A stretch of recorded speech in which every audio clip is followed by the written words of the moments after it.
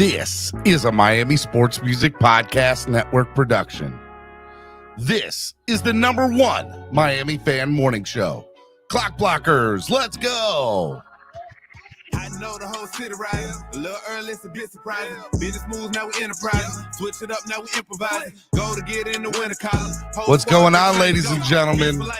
It is Clock Blockers, Miami fans' #1 morning show.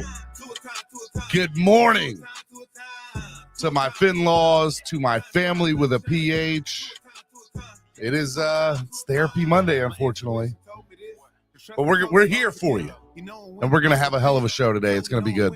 What's going on, ladies and gentlemen? I am your host, Stephen Daniels. You can follow me on all social media at Stephen D. SKPL. Spread kindness, positivity, and love. That's right. Make sure you guys do that. Follow me. Follow me everywhere. TikTok, Facebook, Instagram, all that. Twitter, X, whatever it's called now. You can also follow Miami Sports Music everywhere at Miami Sports Music, except on Twitter or X, where we are at MIA Sports Music. All right. On your way in today, if you haven't done so already, hit the like button. It's free. It doesn't cost anything. And by hitting the like button, you're helping the channel grow. So make sure you guys do that. It's a big deal. Okay. Also, if you want to subscribe to the channel, it helps. Subscribe to the channel. Subscribe today. There are plenty of seats waiting for you. We would love for you to subscribe. It's free. It doesn't cost anything to subscribe. Okay. We want to make sure you do that. Now, if you want to sign up to become part of the family, there are plenty of seats waiting for you. You can, if you go to the description below, you will see membership. You click that and you guys can do it up there. You guys can hit it up there and sign up and become part of the family today. There are plenty of seats waiting at the table for you. We'd love to see new members come on, sign up, and become part of the family. Okay. Also, hey, look, if you want to help the channel grow by donating, there's lots of different ways you can do it. You could use the YouTube Live Super Chat, which is the $ below the bottom of the chat, or you can use Cash App or PayPal, which is $MSM Podcast Network or MSM Podcast Network, or use the QR codes that you saw right on your screen. I want to give a big shout out to our sponsors of the show. That's right. Our sponsors of the show are ZSM Sports. ZSM Sports, the #1 place to get your cars, jerseys, balls, and hard-to-find items. Make sure you follow ZSM Sports today. There are plenty of seats. We'd love to see you there. It's good stuff. Lime, tickets, less is more events. The prices that they have are less than the competition, allowing you to have more fun. Give them a call today at 202-930-3533 to get a personalized experience today, so that way you can get access to any Dolphins game throughout the year, or any sporting or concert event. Whatever you need, contact Lime today. They're absolutely amazing. And then Tailgreeter, download the app today on your current Apple or Crapple, whatever you want to call it, or Android device. Just make sure you download it today and give them a follow on all social media at Tailgreeter, TAILGREETER. All right, man. It's Therapy Monday. We're going to talk about the loss from this past Saturday or Friday, excuse me, Friday. Dolphins lost to the Atlanta Falcons 19-3. We're going to talk about it. Is it only preseason? Are the Dolphins in trouble? Fans react to loss and current state of the team. We're going to do a little bit of a recap, and then I'm going to dive into your therapy for the fan reaction. So I'll drop the link here in a little while. But let me say hello to the people on the chat first. Terrence, good morning. Cap for Life is up in here. Chef Zhu. Triple OG, Chef Zhu. What's up, buddy? Adam Sadowski, Dolphin State of Mind. Good morning. Eric Carrier. What is up, Eric? My brother, how are you? Good to see you. Who else we got up in here this morning? Dade County, WAP. What's up, Dade County? How are you? Ryan AP, Cap for Life. Joker Jones. All right. Samaj, good morning, Samaj. Samaj, you were on something else on Friday. We had a good time on Friday. Thank you. I do want to say thank you again for kicking off my birthday weekend in the right way. Had a great birthday weekend. We celebrated it yesterday. Went out to eat. We went out for brunch with some friends, then went out to dinner with the family. it was good times. We had a blast. It was a lot of fun. So thank you for everybody who sent birthday wishes. For some reason, Facebook is saying that my birthday's today, I think, but it's yesterday. So thank you to everybody who sent me birthday wishes. It was a lot of fun, and if I could thank each one of you individually, I would. But thank you. It was such a great birthday weekend, and it started off Friday with a great Spread Kindness Friday, and it was a lot of fun hanging out with you all on that. All right, Mr. Incognito, good morning. Frost, that you know, is up in here. I can see the light. Cruz Ruiz, who else is up in here this morning? Marinos Go. Good morning. What's going on? Need double doses of hopium today, Raul. I don't know. Look, we're gonna get it. I honestly, let me kind of tell you how everything went Friday night. So obviously, I didn't even go to sleep after the show on Friday. I ended up staying awake. But I was excited. I was so excited for the game. And so I'm going to give you my initial reaction, and then I'm going to give you my thoughtful reaction. And they're two different reactions. My initial reaction was, look, I don't care that it's a preseason game. That was my initial reaction. I'm ready. I'm excited. I'm here for it. Don't care. It's numbers 35 through 90 that are playing, and the first 35 are pretty much sitting down. I get all that. I understand it. But it's still a good indicator of how camp is going, how we're playing against their people, all of that, right? It's not like we played against some of their starters, but come the third and fourth quarter, it was even. It was third and fourth stringers playing third and fourth stringers, and some even fifth stringers. Let's be honest. Guys in the fourth quarter that were playing probably won't even be employed in 2 weeks, maybe even a week. So I understood that, but it doesn't matter when competition is stacked up against similar competition. You can kind of get a taste or a feel of how everything's going to go. And so for me, I looked at it and let's be honest, I was pissed. There was only a very few bright spots on Friday night. Very few. A-Chain was one of them. Enjoyed watching him. I think the kid is good. I think the kid's got something. It was so deflating. I don't want to say depressing, but definitely deflating to kick off the season the way that they did on Friday night. To go into the red zone 3 times, 3 drives where we went straight down the field and did that, and get into the red zone. And, look, let's, I'm going to call a spade. Mike White looked good going down the field 3 times, but he couldn't convert. And again, this is all my initial reaction. I'm going to give you my thoughtful reaction here in a minute. Didn't like the interception. There was multiple plays where Mike White was just hesitating for several seconds, as little as 2 or 3 seconds. And that 2 or 3 second hesitation turned into interception or, obviously incomplete pass or, thrown to the receiver too late. Where if he had just thrown it 2 seconds earlier, maybe we get some points on the board in that first quarter.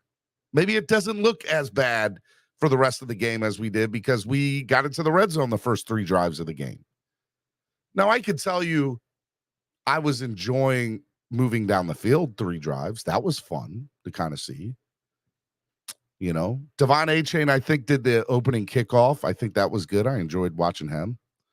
Cam Smith looked really good. I hope he's okay. I don't know what his status update is on his injury, but I can tell you right now, they went out and signed another, Jamal Perry, former Miami Dolphin, former Indianapolis Colt, former Houston Texan, I believe. Or maybe I'm getting QT, the wide receiver that they picked up mixed with Jamal Perry. But nonetheless, Jamal Perry, former Miami Dolphin, back in town now. So it was a lot of, there were things that you could hang your hat on in the first half, but not closing the deal was very frustrating. So this is my initial thoughts. We go into the second half. Again, these are initial, not thoughtful thoughts. Initial thoughts. Initial thoughts going into the second half on Friday night. Swear jar here. It was a shit show.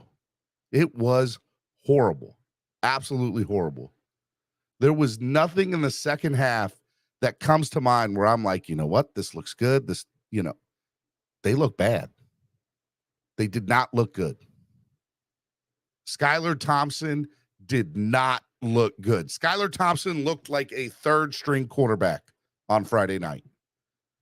100%. And it's not even close.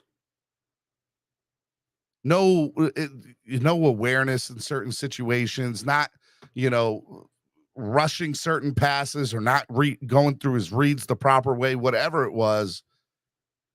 It just did not look good. And I'm not going to put it all on Skylar, because Skylar, that offensive line that was in front of him in the third and fourth quarter, file them in file 13. Put them in the trash. Every last one of them gone. It was horrible. Skylar Thompson was on his back more than he completed passes on Friday night. Facts. And so these are, and I'm not trying to be negative Nancy. I'm telling you what I saw on Friday night and my initial reactions of it. It was not good football. And if you thought that it was, I don't know what to tell you, because I can't help you. Another thing that I saw from Friday night was, not discipline, undisciplined. Offensive line had, pre-snap penalties. There were pre-snap. It was not good. We were making Logan Whiteside. I want to say that was his name, right? Logan Woodside. Logan Woodside was 14 of 23 for $146. No touchdowns, no interceptions. But there was some point during that game where Logan was like, are we making this guy look like he's a Pro Bowler? Because, again, you don't have to do too much to be a Pro Bowler in the NFL. But anyways, we were making Logan Woodside look like he's going to be able to make the squad in Atlanta. And he has no business making the squad in Atlanta, mind you. None. So, I mean, it again, didn't look good. Didn't look good at all. Their running back, Godwin Igbuke, I can't pronounce his last name. I apologize if I messed it up. 13 carries for 70 yards and a touch, averaging 5.5 yards per carry.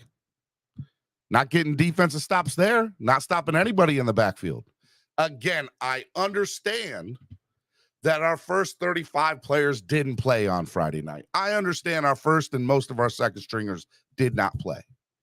But what Friday night was about two things: depth, which we clearly don't have, in my opinion. And the second thing is, it's a clear indicator of how camp is currently going, because you still get to see talent versus similar talent stacking up against each other. And let's be fair. Let's be clear about that. They did not look good. Atlanta Falcons' third and fourth stringers look 10 times better than the Miami Dolphins' third and fourth stringers. Atlanta's third and fourth stringers look better than our third and fourth stringers. And let me tell you, there's a problem with that. We want to win. We want to go deep. If you listen to the Omar Kelly interview that he did on my channel last week, shout out to Omar and Jason Sarney for doing the interview with me. And if you missed it, go back and listen to it. Really good interview. Omar Kelly says, hey, look, every year you got to realize there's about at least 6 players that are going to get hurt. 6 starters, 6 significant players on your roster that are going to get hurt. So you have to have good depth, people, quality behind them, backing them up, next man up mentality. I got to be honest, I don't have a lot of faith in our backup right now. I don't. And let me tell you something else. I ain't even gotten to this part yet. Our special teams, I'm going to say it now. And again, I am Mr. Hopium Dealer, and I'm going to give you my thoughtful thoughts here in a minute, because I do have some thoughtful thoughts here. Okay? Some hopium for you. But before I get to that, I got to get all the negative out of me. I got to get all this bad mojo out of me, okay? I'm going to tell you right now, how the hell Danny Crossman still has a job is beyond me. is beyond me. Special teams on Friday night looked absolutely abysmal. It looked horrible. You want to win in the NFL, you got to have decent special teams. You don't have to have great, but you got to have decent. And I'm going to tell you right now, we don't even have decent. We have hot doo-doo special teams. You know why they're signing some of these players? Because Jamal Perry was good on special teams back in the day. Kuti was good on special teams. Kuti could make the team because he's good on special teams because we ain't got nobody else that can play it. The touchdown that we gave up, if you go back and look at it, horrible. Just people not staying in their lanes, none of it. It ain't like that guy. I mean, look, I'll be fair. There's a reason he's returning kicks, but come on now. Let's be fair about this. You gave up a TD on special teams in the preseason. That's simple. That's basic. Just get in your line. That's all you got to do. Just get in your line. That's all you got to do. Cover yourself. And they did not do that. So I don't know how Danny Crossman still has a job, but it's beyond me because it's pretty sad how bad our special teams are. And thank God for Jason Sanders and his 49-yard field goal. Otherwise, we would have put up a goose egg on the board on Friday night. I get all right. Now, let me kind of answer some other questions before I get into the hopium. Okay. Number one, Steven, you do realize it's a preseason game. Yes, I do. I understand it. I get it. Cruz Ruiz just said it last year. Last year, the Philadelphia game, there was a 40-point differential, bottom of the league. Preseason and scoring. When did their season end? In the Super Bowl. You're right, Cruz. I will give you that. I will 100% give you that. And that's what I hope happens to us. I hope that this was a wake-up call. You know what the Dolphins on their schedule yesterday were supposed to have the day off. McDaniel says, nope, that ain't happening. We're practicing. And I love that. No days off right now. Not as bad as you guys are playing. Not as bad as you guys looked in the few practices against you guys made Atlanta look like they were going to be a Super Bowl contending team this year.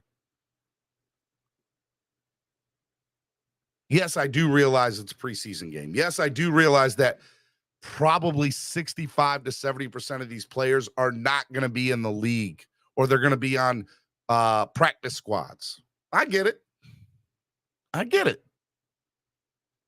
But again, part of what I am telling you is the lack of discipline,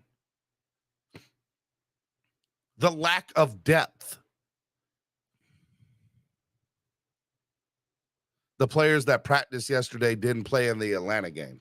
Oh, I'm going to get to that. Don't worry about that. I'll get to that, Cruz. And it still sounds like they had a bad practice from what I have heard. Again, it is clear. Stuff rolls downhill. It doesn't roll uphill. So part of the reason that you saw what you saw on Friday is because the rest of the team hasn't been great for the last couple of weeks in their practices. There have been some great moments. There have been some sparks. There's been some things you can take your hat off and hang it up on. But I'm telling you right now, like I don't want to. Von Joe says, Stephen D. He stated the only reason he made them practice is because he didn't want them 4 straight days that people didn't play. Not like it was an iron fist or a punishment. He can say what he wants. They won that game on Friday. They weren't practicing on Sunday. Everybody would have had off. They practiced because they looked like doo-doo.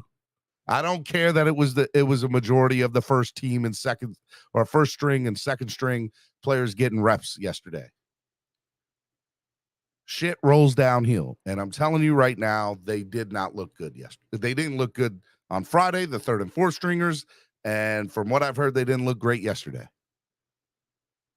So there needs to be a wake-up call. Wherever that is, I don't know.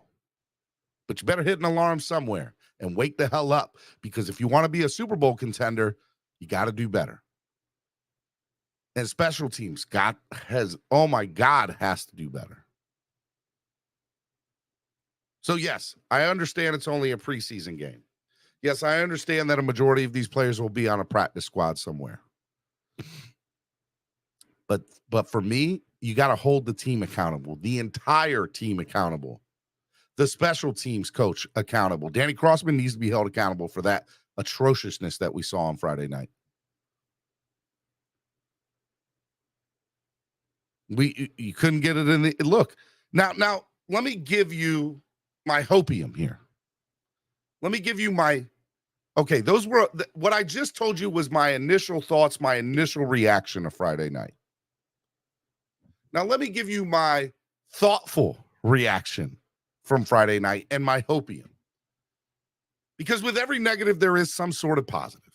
Okay, you got to find it. Okay, well, let's look at some positives.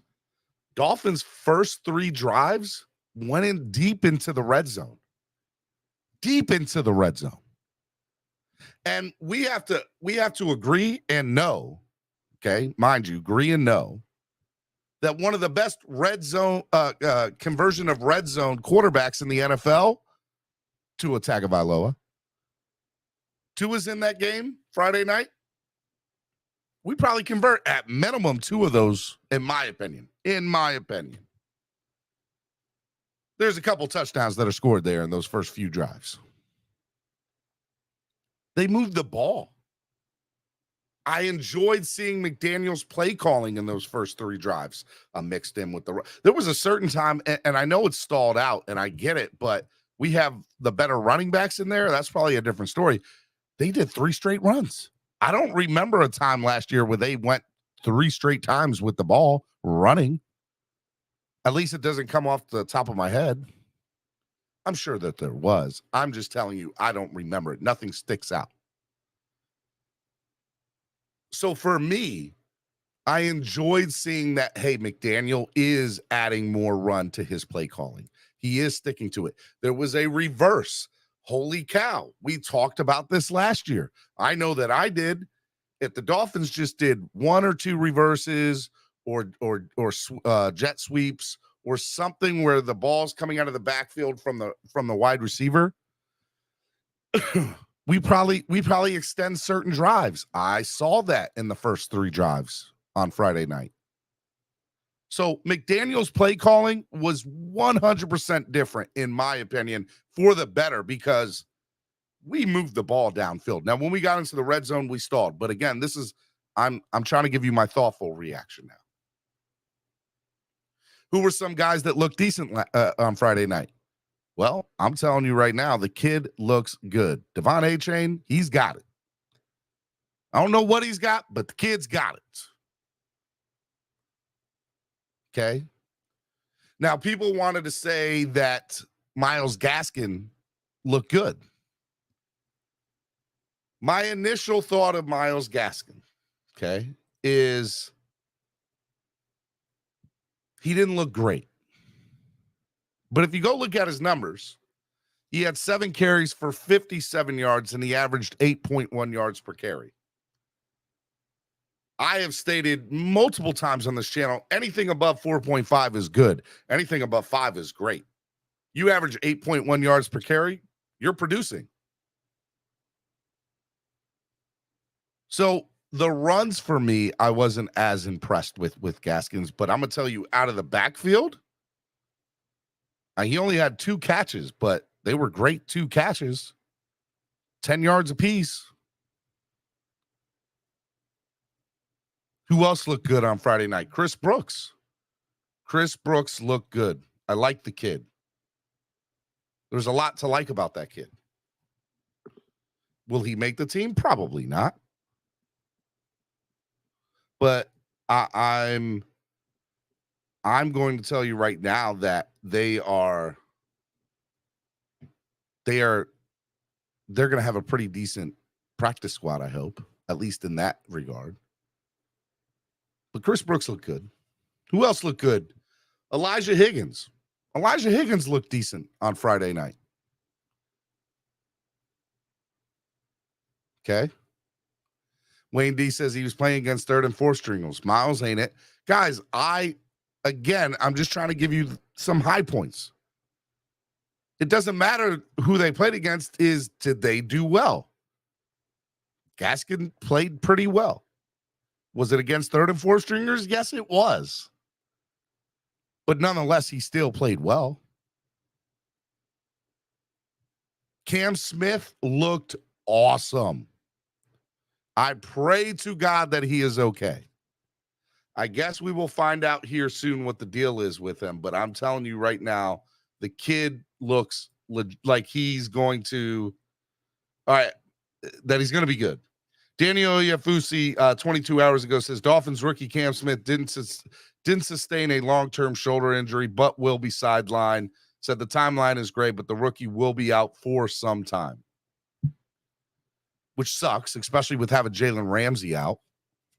Again, part of what frustrated me too is keep the players healthy. How difficult is it to keep the players healthy?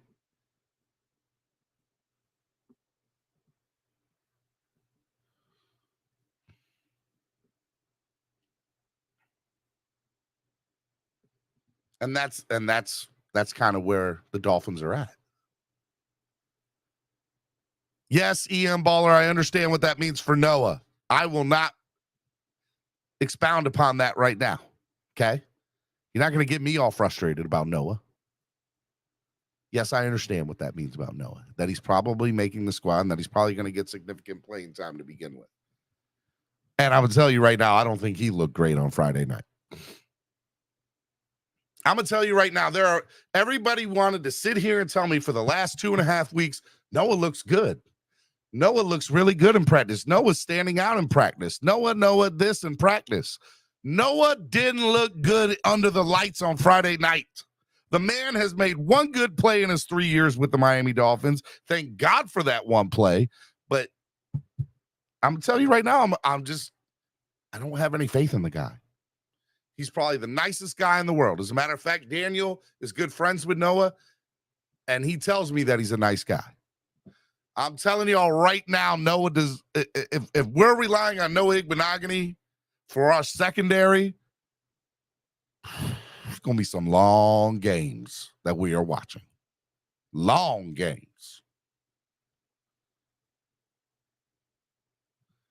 What are some other things that I want to talk about? Positive things. What are some other things that look good? Well, Devon A-Chain, in my opinion, was probably the best. Christopher Brooks was up there. Eric Ezukama looked decent as well. 3 catches for 15 yards. But he also had 2 rushes, again, on special plays for 52. Does that mean that Ezukama's understanding the playbook a little bit more? Maybe.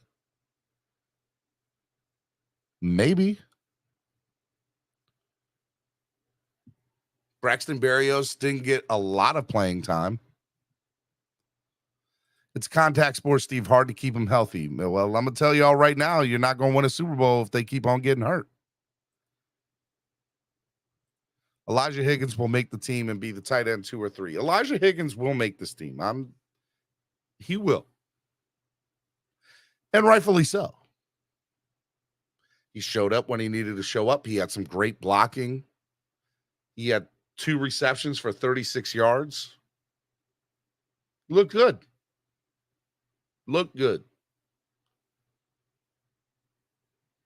And then as far as defense is concerned, Cam Smith, in my opinion, was the highlight. Channing Tindall had 6 tackles, but I think that they were garbage time or trash. I mean, I don't know what to say about Tindall. I am not sold on Tindall yet. I need to see more from him. Need to see more. He did have a sack. Garrett Nelson had a sack. Mitchell Agood had a sack. Jalen Twyman had a sack. Jalen Twyman had a bad penalty at the end in that fourth quarter when he landed on the. And then he tried to play out. What are you talking about? The play was over. I didn't mean to just jump on the quarterback there at the end. Come on. I'm gonna tell you right now, Jalen Twyman might have gotten cut right at that play. I'm telling y'all right now. Might have gotten cut right at that play.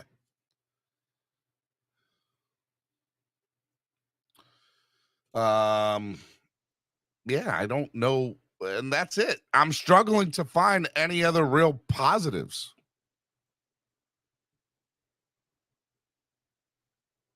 I'm struggling to find any other real positives.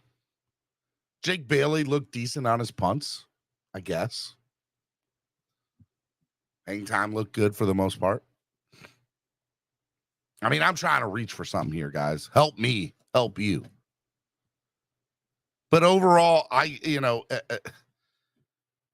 if there's, I can't even count on two hands the highlights from Friday night.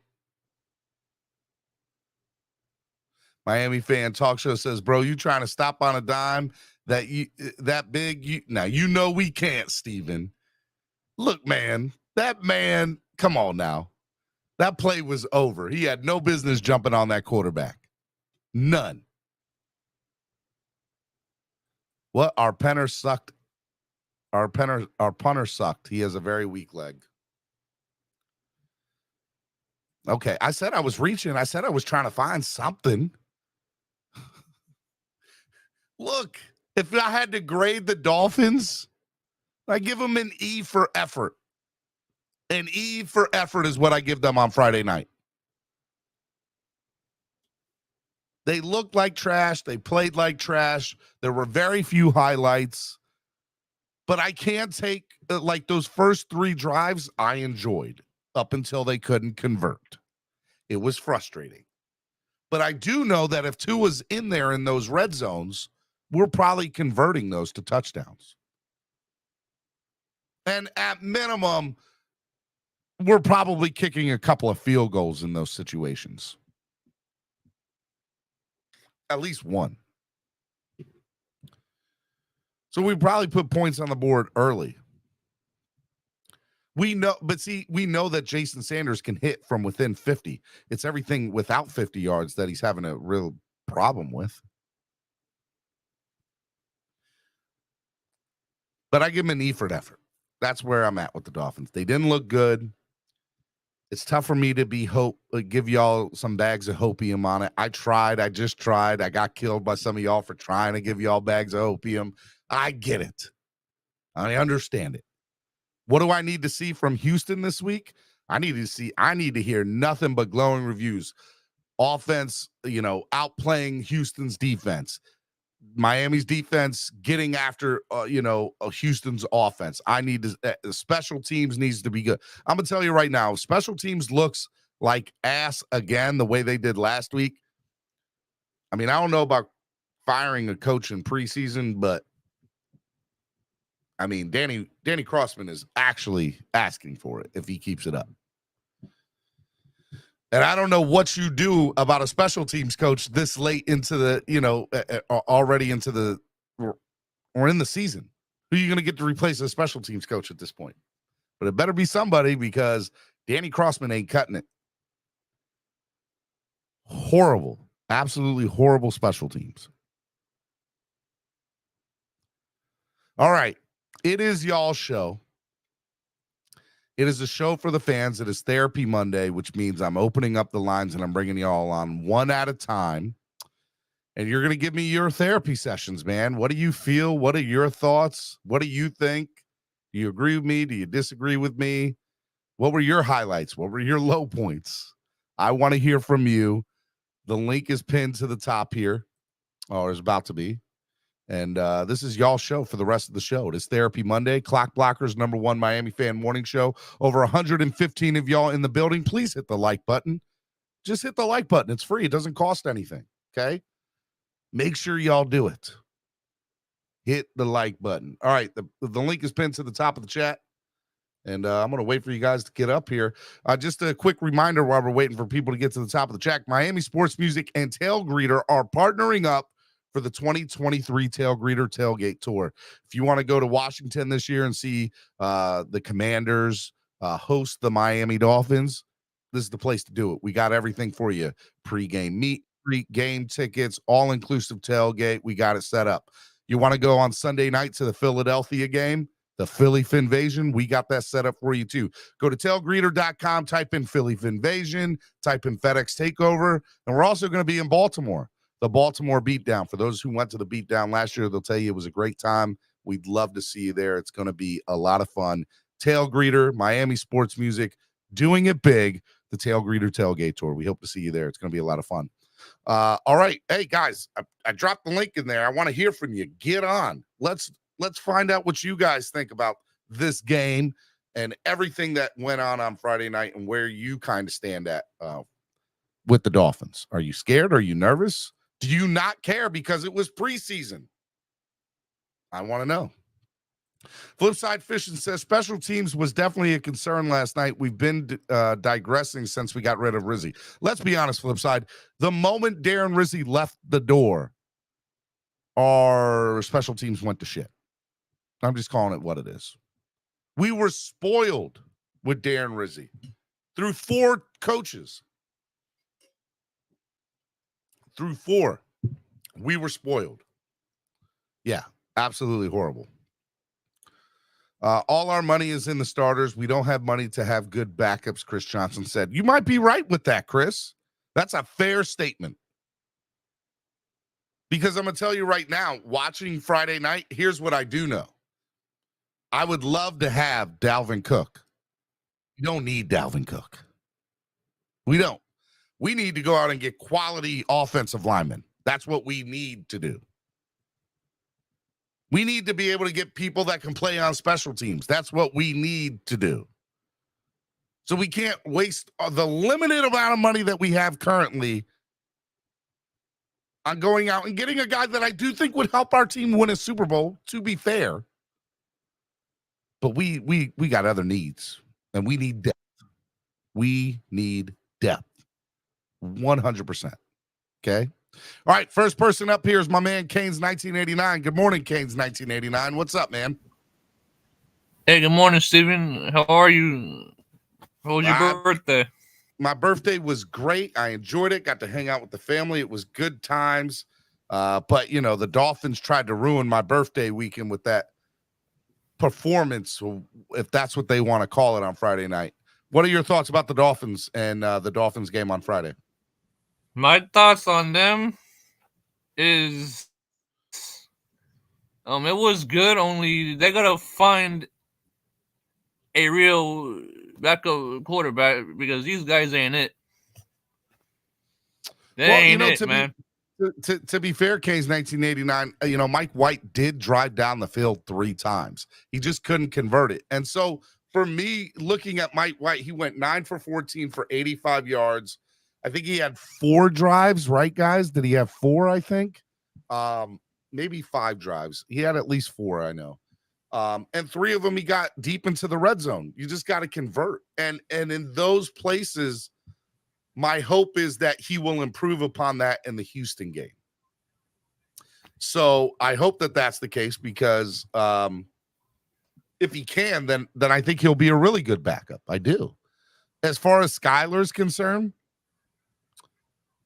I don't know what's going on with Skyler. Skyler's a very interesting, it's interesting. He actually had more passing yards than Mike White on Friday night. He went 10 for 16 for 104 yards and 2 touchdowns. If you go back and look at the team stats, Dolphins led in total yards. We had 317 to their 227. We led in passing yards. We had 149 to their 125. We had 168 rushing yards to their 102. And we averaged 5.2 yards per play, and they averaged 4.3. We had 20 first downs to their 13, but we were 3 for 10 on 3rd down and 0 for 2 on 4th down. Yeah, well, we only have 3 points to show for it. That's sad. You're right. 100%. And we threw 3 interceptions. They threw none. We lost a fumble. They had no lost fumbles. We had 4 turnovers. But we still, even with 4 turnovers, we had the ball 31 minutes and 58 seconds to their 28 minutes and 2 seconds. Yeah, we should have won the game. If you don't look at the scoreboard and you look purely at the team stats, Miami won this game. There's no way Miami lost this game if you just look at that. No way that could happen. Nope, wrong. Go look at the scoreboard. 19-3. And that's where it is. And so I get it. That's what it is, man. All right, man. Anything else before I let you go? Yeah. I just clearly think that we should have won that game. We had the better quarterbacks. There's no excuse. I mean, look, Logan Woodside was the quarterback for the entire game, right? Tyler Heineke has nothing to prove, and Desmond Ridder is probably going to eventually be the starter there, and you're not going to play him, and especially with all these guys that are just trying to prove themselves. So, I get it. I understand the reasoning for not, bringing them on as far as that's concerned. But yes, we made Logan Woodside look like a decent quarterback. Yeah. And that's not a good thing. So I was like, are you kidding me? Yeah, it's frustrating. All right, Kings 1989, man. I appreciate you coming on. Thank you. Yeah, man. You have a good rest of your day. Thank you, buddy. Be good. Miami Sports Music's #1 Miami fan morning show, Clock Blockers, right here on the Miami Sports Music Podcast Network. Only got one other person in the back. If you want to get in, this is your time to get in. The link is open. The chat is open. I'm going to bring them on. I ain't got nobody else, and I got to talk to somebody. Mark, good morning, Mark. What's up, man? Steven, all I really called in for is 2 things. One, wishing you a happy belated birthday. Your show Friday was off the hook. That was great stuff. That was awesome. And secondly, it's an exhibition game. Top 35 players didn't play. If it's like, okay, Dolphins lost, Bills won, big deal, whoopee whoopee. Let's go on to next week. I'm not really going to worry about it. I have some concerns about depth, which we all have, but it's the first exhibition game. Don't sweat the small stuff. Let's put it that way. And if you got somebody else in the room, bring them on, because I want to hear the Dolphin feedback on stuff. And guys in the chat, they're gonna come up. Don't go crazy. It's an exhibition game. Nobody played. It's okay. Let's see what happens this week. I'm more concerned about the practice yesterday, to be honest with you, than the game Friday night. Game Friday night was meaningless.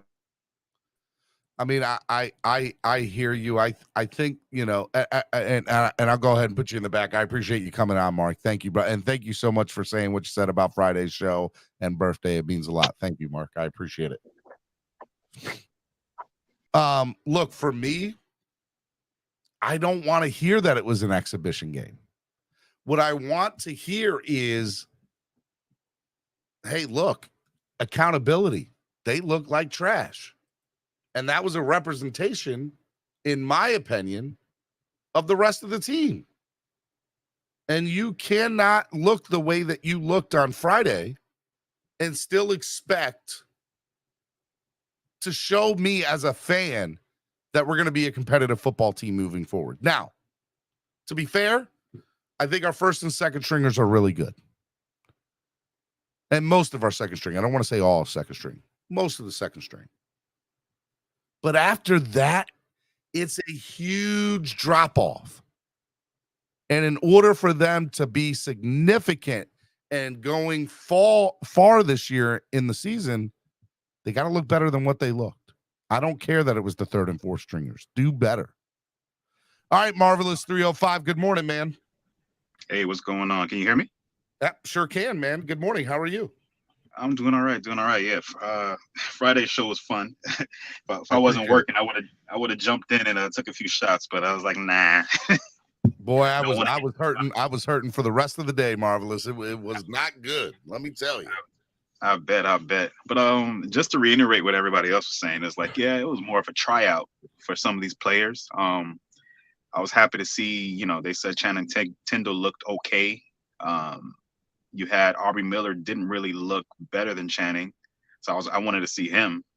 Otherwise, Yeah, Aubrey, real quick, Aubrey was an interesting one, right? Like Aubrey, just looking at his stats here for Friday night, Aubrey Miller had one combined tackle and one assisted tackle. Yeah, he didn't show out a lot. He didn't step up. Now, to be fair, I don't think he hurt himself, but he also didn't step up either. I didn't hear his name a lot. Yeah, but he didn't. I don't think he made his name known for that fourth kind of backup in an inside linebacker spot. He's more of a special teams player because right now, when I was listening to other things, they were saying that he didn't fill in gaps properly. So that's probably going to take him a year out to maybe kind of have that. I'm going to tell you right now, if anybody played on special teams on Friday night, their name deserves to be on a bubble. Just straight up for your play on special teams. You deserve to be on a bubble. Yeah, well, there was at least I could say at least 15 people that are probably not going to make it automatically. They should have probably cut like 10 more people and just brought in new players just to say, hey, you know what? It's early in training camp. Let's get rid of all these people who aren't doing crap and bring in somebody else. It's interesting because they are kind of doing that, not 10, but you see them releasing a guy and then as soon as that re-signing somebody to bring him into camp. And I personally appreciate that because, for me, and I said this to Omar and I said this to a couple of other people, I think they're doing that with the intention and sole purpose to try to build up special teams. So some of the guys that have been signed in the last 7 days, even if they were on special teams on Friday night, especially if the guys that have been signed in the last week, let's see how they look next Friday, next game. If game 2 it still looks that same way, then there's a huge problem. And I do think there's already a problem anyway. I don't have a lot of faith in Danny Crossman. And to be fair, he's living in the shadow of Darren Rizzi, who, as Dolphin fans, he went through 5 coaching staffs, and he survived every one of them and was great. Yeah, and the only reason he didn't go with this one is for the simple fact that, he was up for, coach and didn't get it and decided it just was time to move on from Miami. And I get that. I understand that. But, man, I would have loved to have retained him and kept him, done everything I could to keep him. Yeah, it kind of sucked. And I'm not saying that they didn't do that, but I'm just telling you, Danny Crossman ain't the answer. No, I know he's not the answer. They made an excuse for him last year. Like, yeah, I had to take some guys away from special teams, so you didn't really get to see a real special teams. I'm like, the only time I probably seen them do okay was rushing during a punt return, but otherwise, punt return sucked. You had Javon Holland just catching every fair catch where we could have flipped the field sometimes, done something better on that end. So I'm hoping that's actually a brighter look where we have Barrios, A-Chain maybe returning punts where we can actually flip the field. Otherwise, A-Chain was a bright spot in a world of bleak and negative on Friday night. He was a small bright spot, and I like the kid. I think he's going to be somebody in this league. Yeah, but at all times you probably had 3 or 4 people on the field who are actually going to be on the team. When you have a collective kind of like coming together and showing off and saying, hey, these are going to be my 11 guys, or even number 12, number 13, number 14 guy that's going to be on the team, you can kind of see a different product. But, you have so many weak links on the field at all times where you didn't really see a real product. So it's only thing you're looking at is one-on-ones. Well, I mean, I was watching a lot of one-on-ones and defensive backs were getting beat. There was missed tackles all over the field. Special teams, defense, everything, right? Offensive line looked atrocious.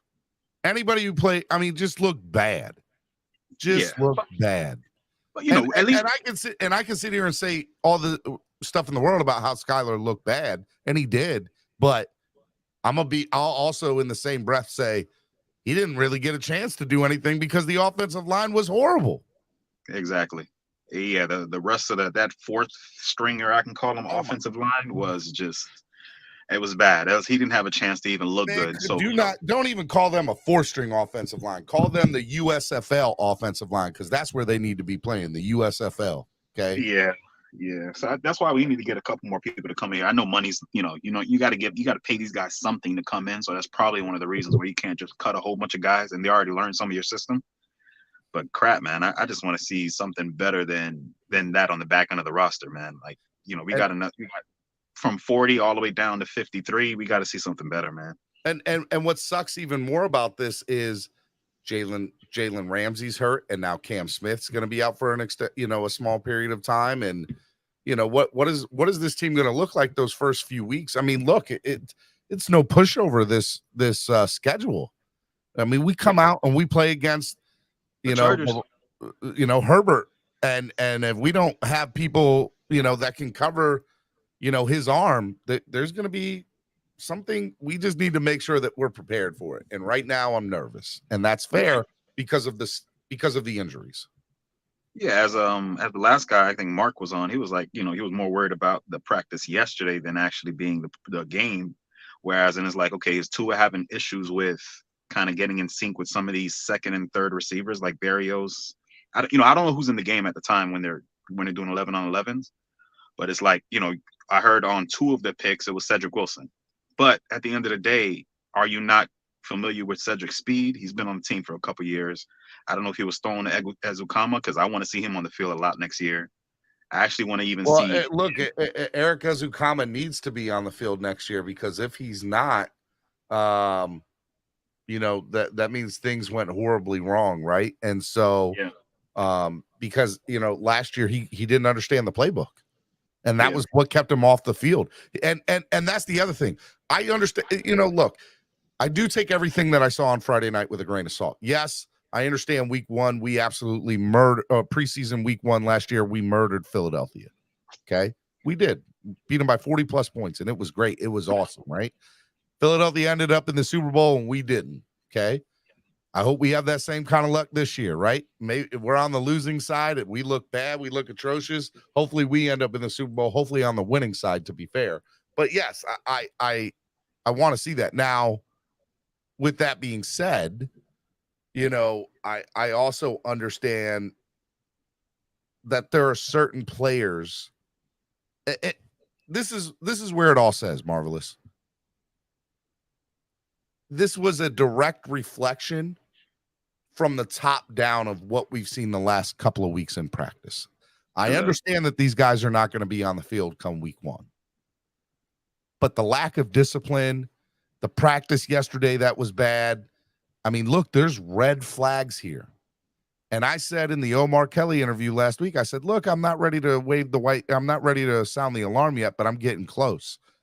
Well, let me tell you, after the performance on Friday night and yesterday's bad practice, I'm ready to start sounding some alarms. Wake the hell up, Dolphins, because that's exactly.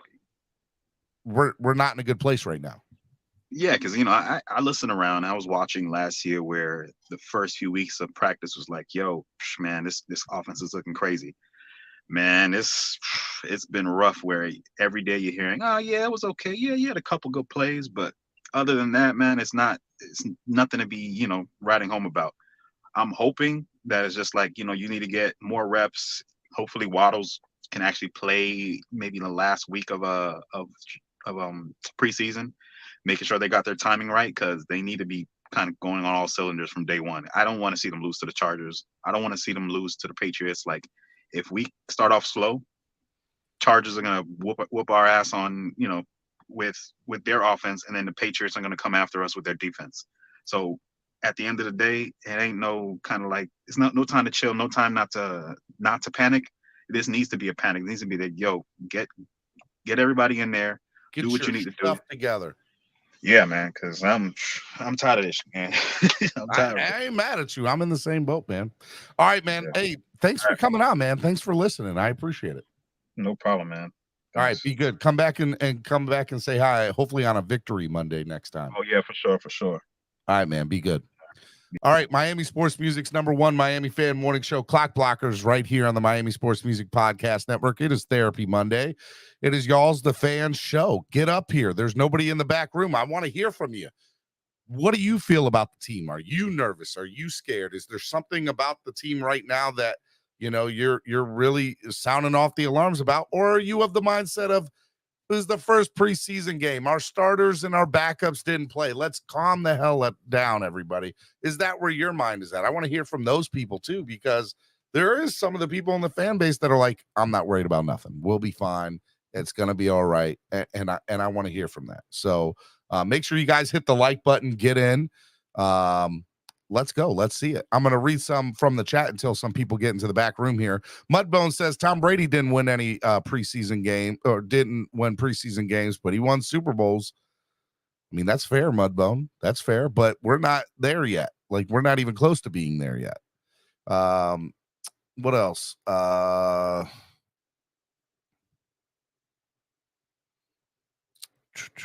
just trying to read some of y'all's stuff. The beat writers, Tua played worse in practice yesterday. 3 interceptions, 2 should have been. Let's face it, all of our quarterbacks are average, maybe above average. All right, so let me be fair to this, Lance.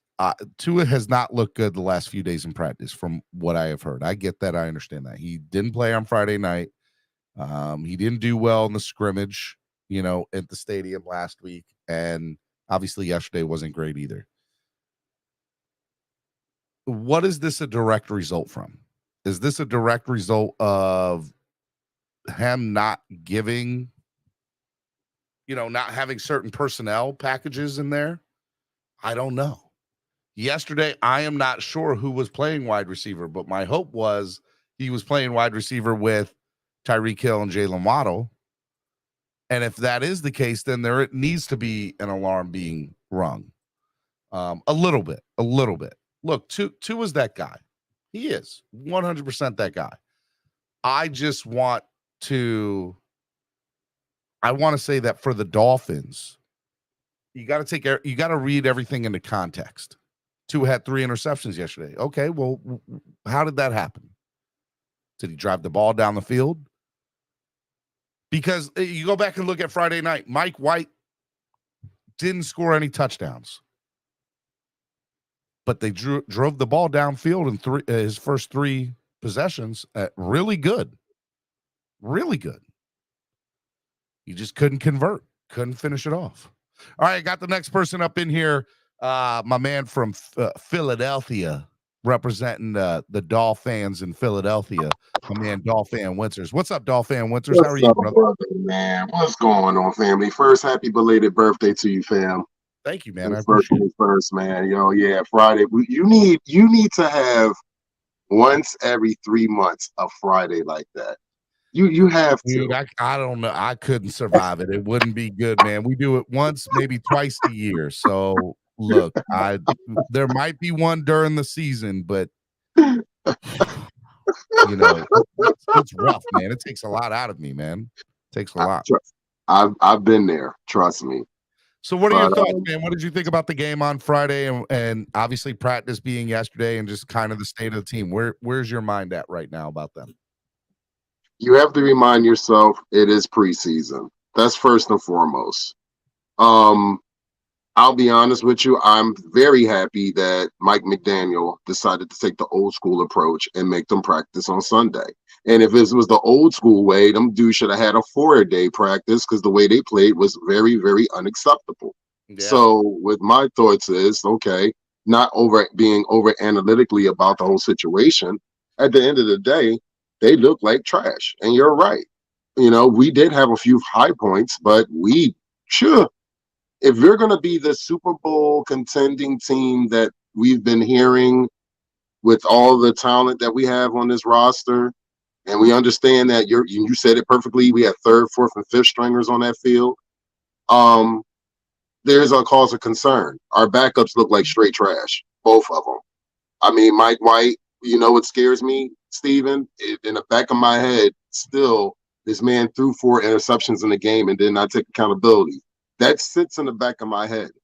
That will always sit in the back of my head as never forgetting what he did when he was with the Sucks. So with that being said, he did have great plays within the 20s. He did. But when he got into the red zone, he looked like a deer in headlights. Couldn't convert.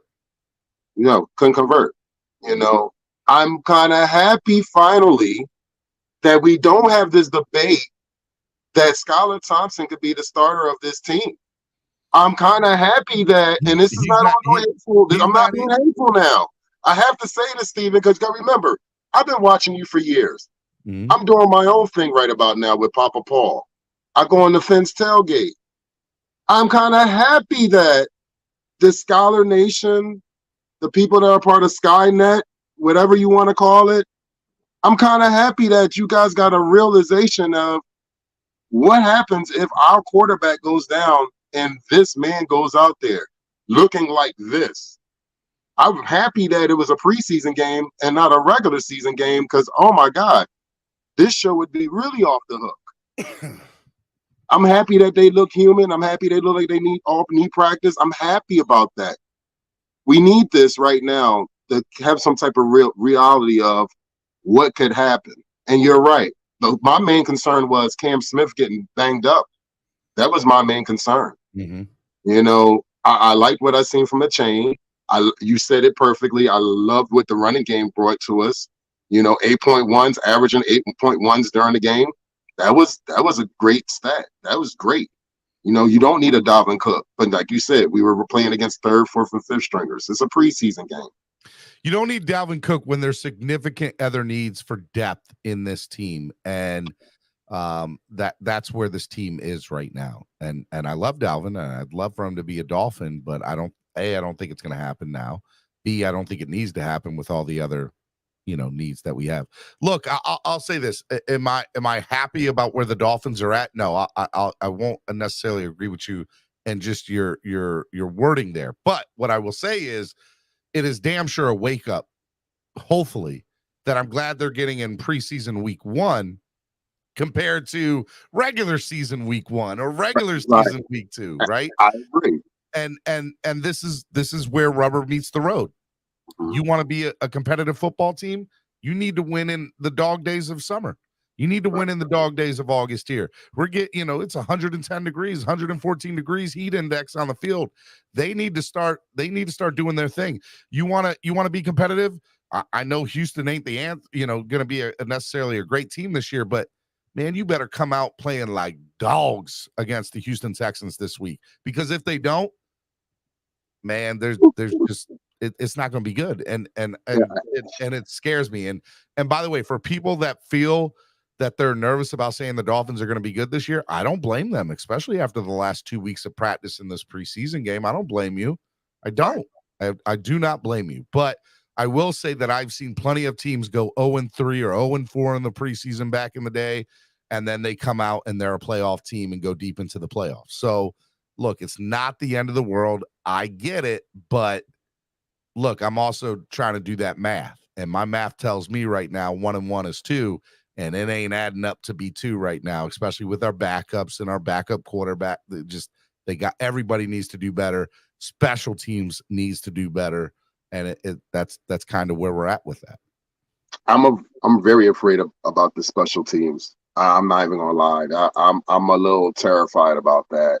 I'm not understanding why we didn't go out and try to get another special team coach, and we kept the same special team coach that we did from last season that was ranked 31st out of 32. They went out and replaced Matt Applebaum, right? When clearly Danny Crossman was a worse special teams coach than he was an offensive line coach. Matt Applebaum was an offensive line coach, right?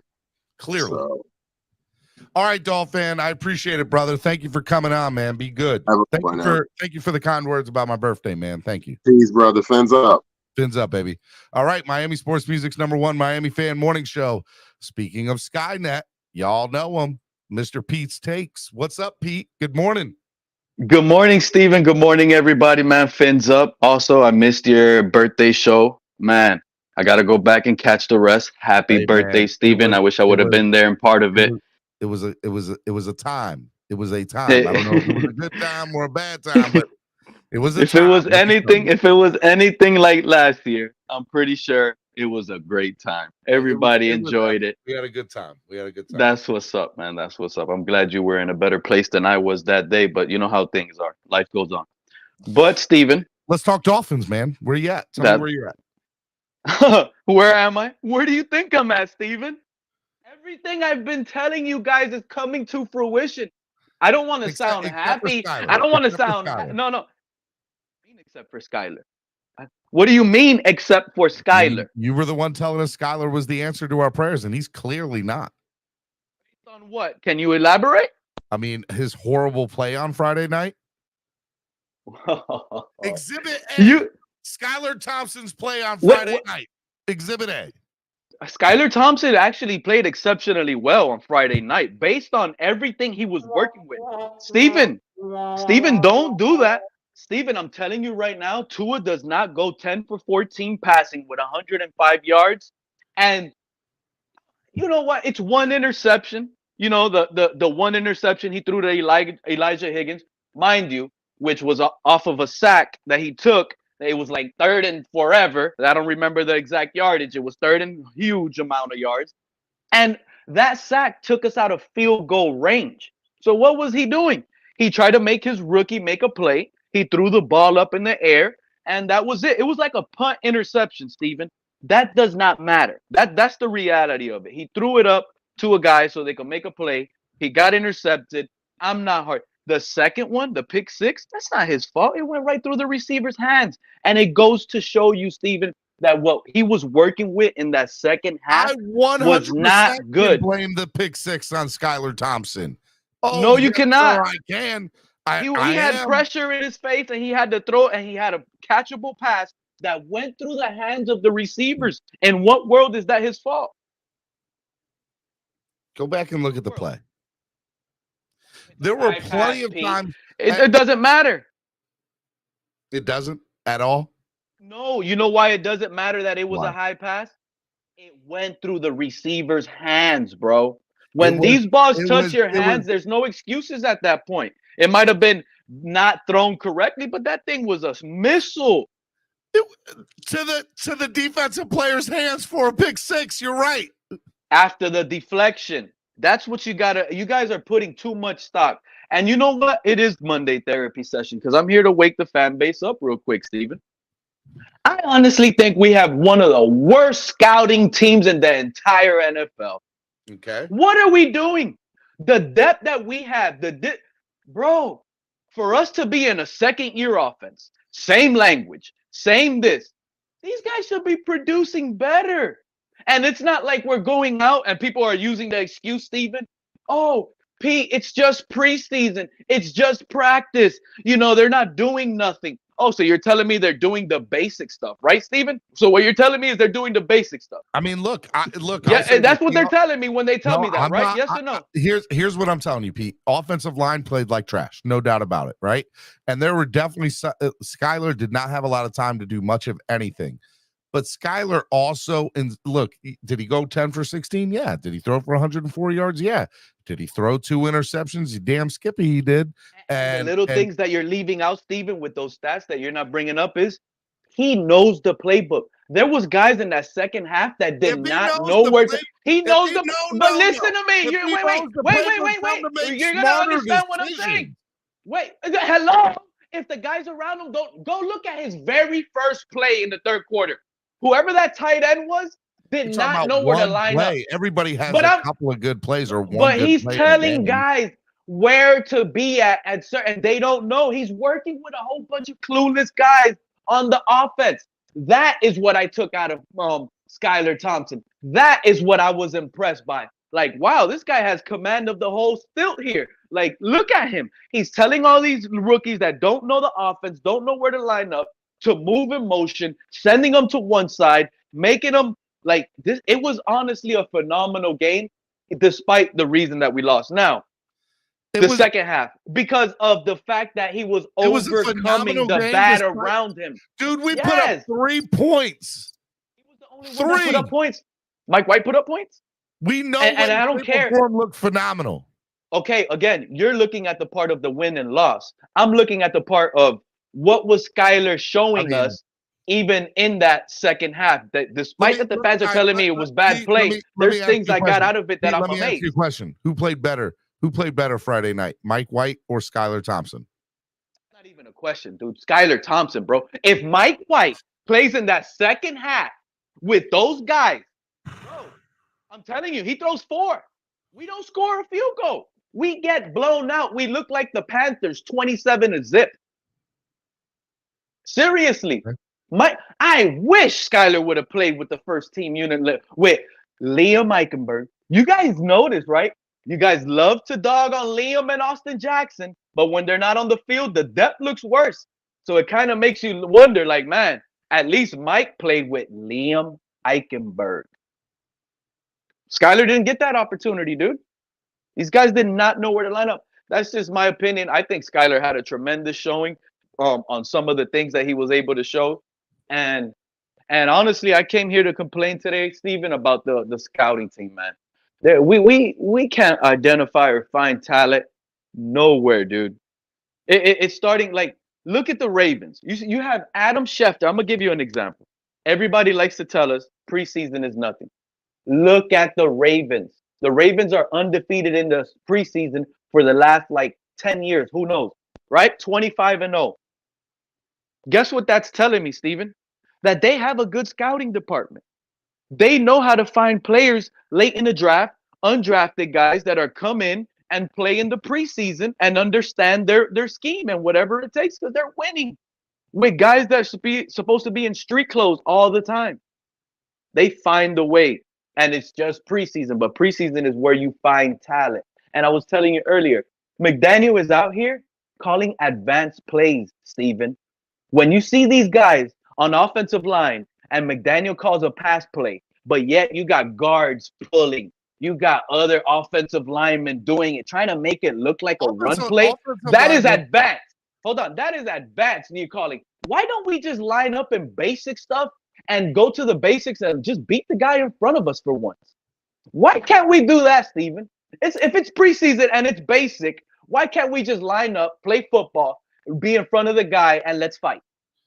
Offensive line looked like trash the entire night on Friday. There is no doubt about it. I will give you that. I will 100%. Actually, you know what? Let me retract that statement. Between the 20s of the first 3 drives, they looked decent because we were getting where we needed to go. Running backs were, going through open lanes. So I will say the first 3 drives with Mike White, mind you, they looked decent, the O-line. But after that, it fell off a cliff fast.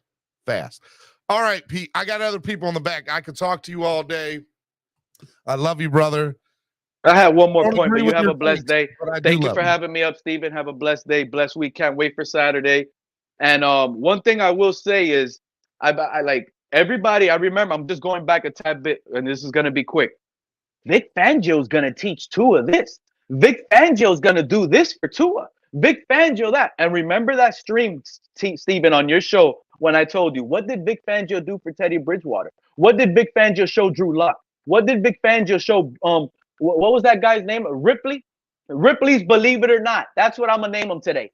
Brett Ripien. What did he do to those guys? I'm saying, like, I'm telling you right now, dude, this week 1 game, bro, is looking like it's going to be a Tua turn the ball over. You don't get it, Steven. It's going to be bad if we don't get this figured out.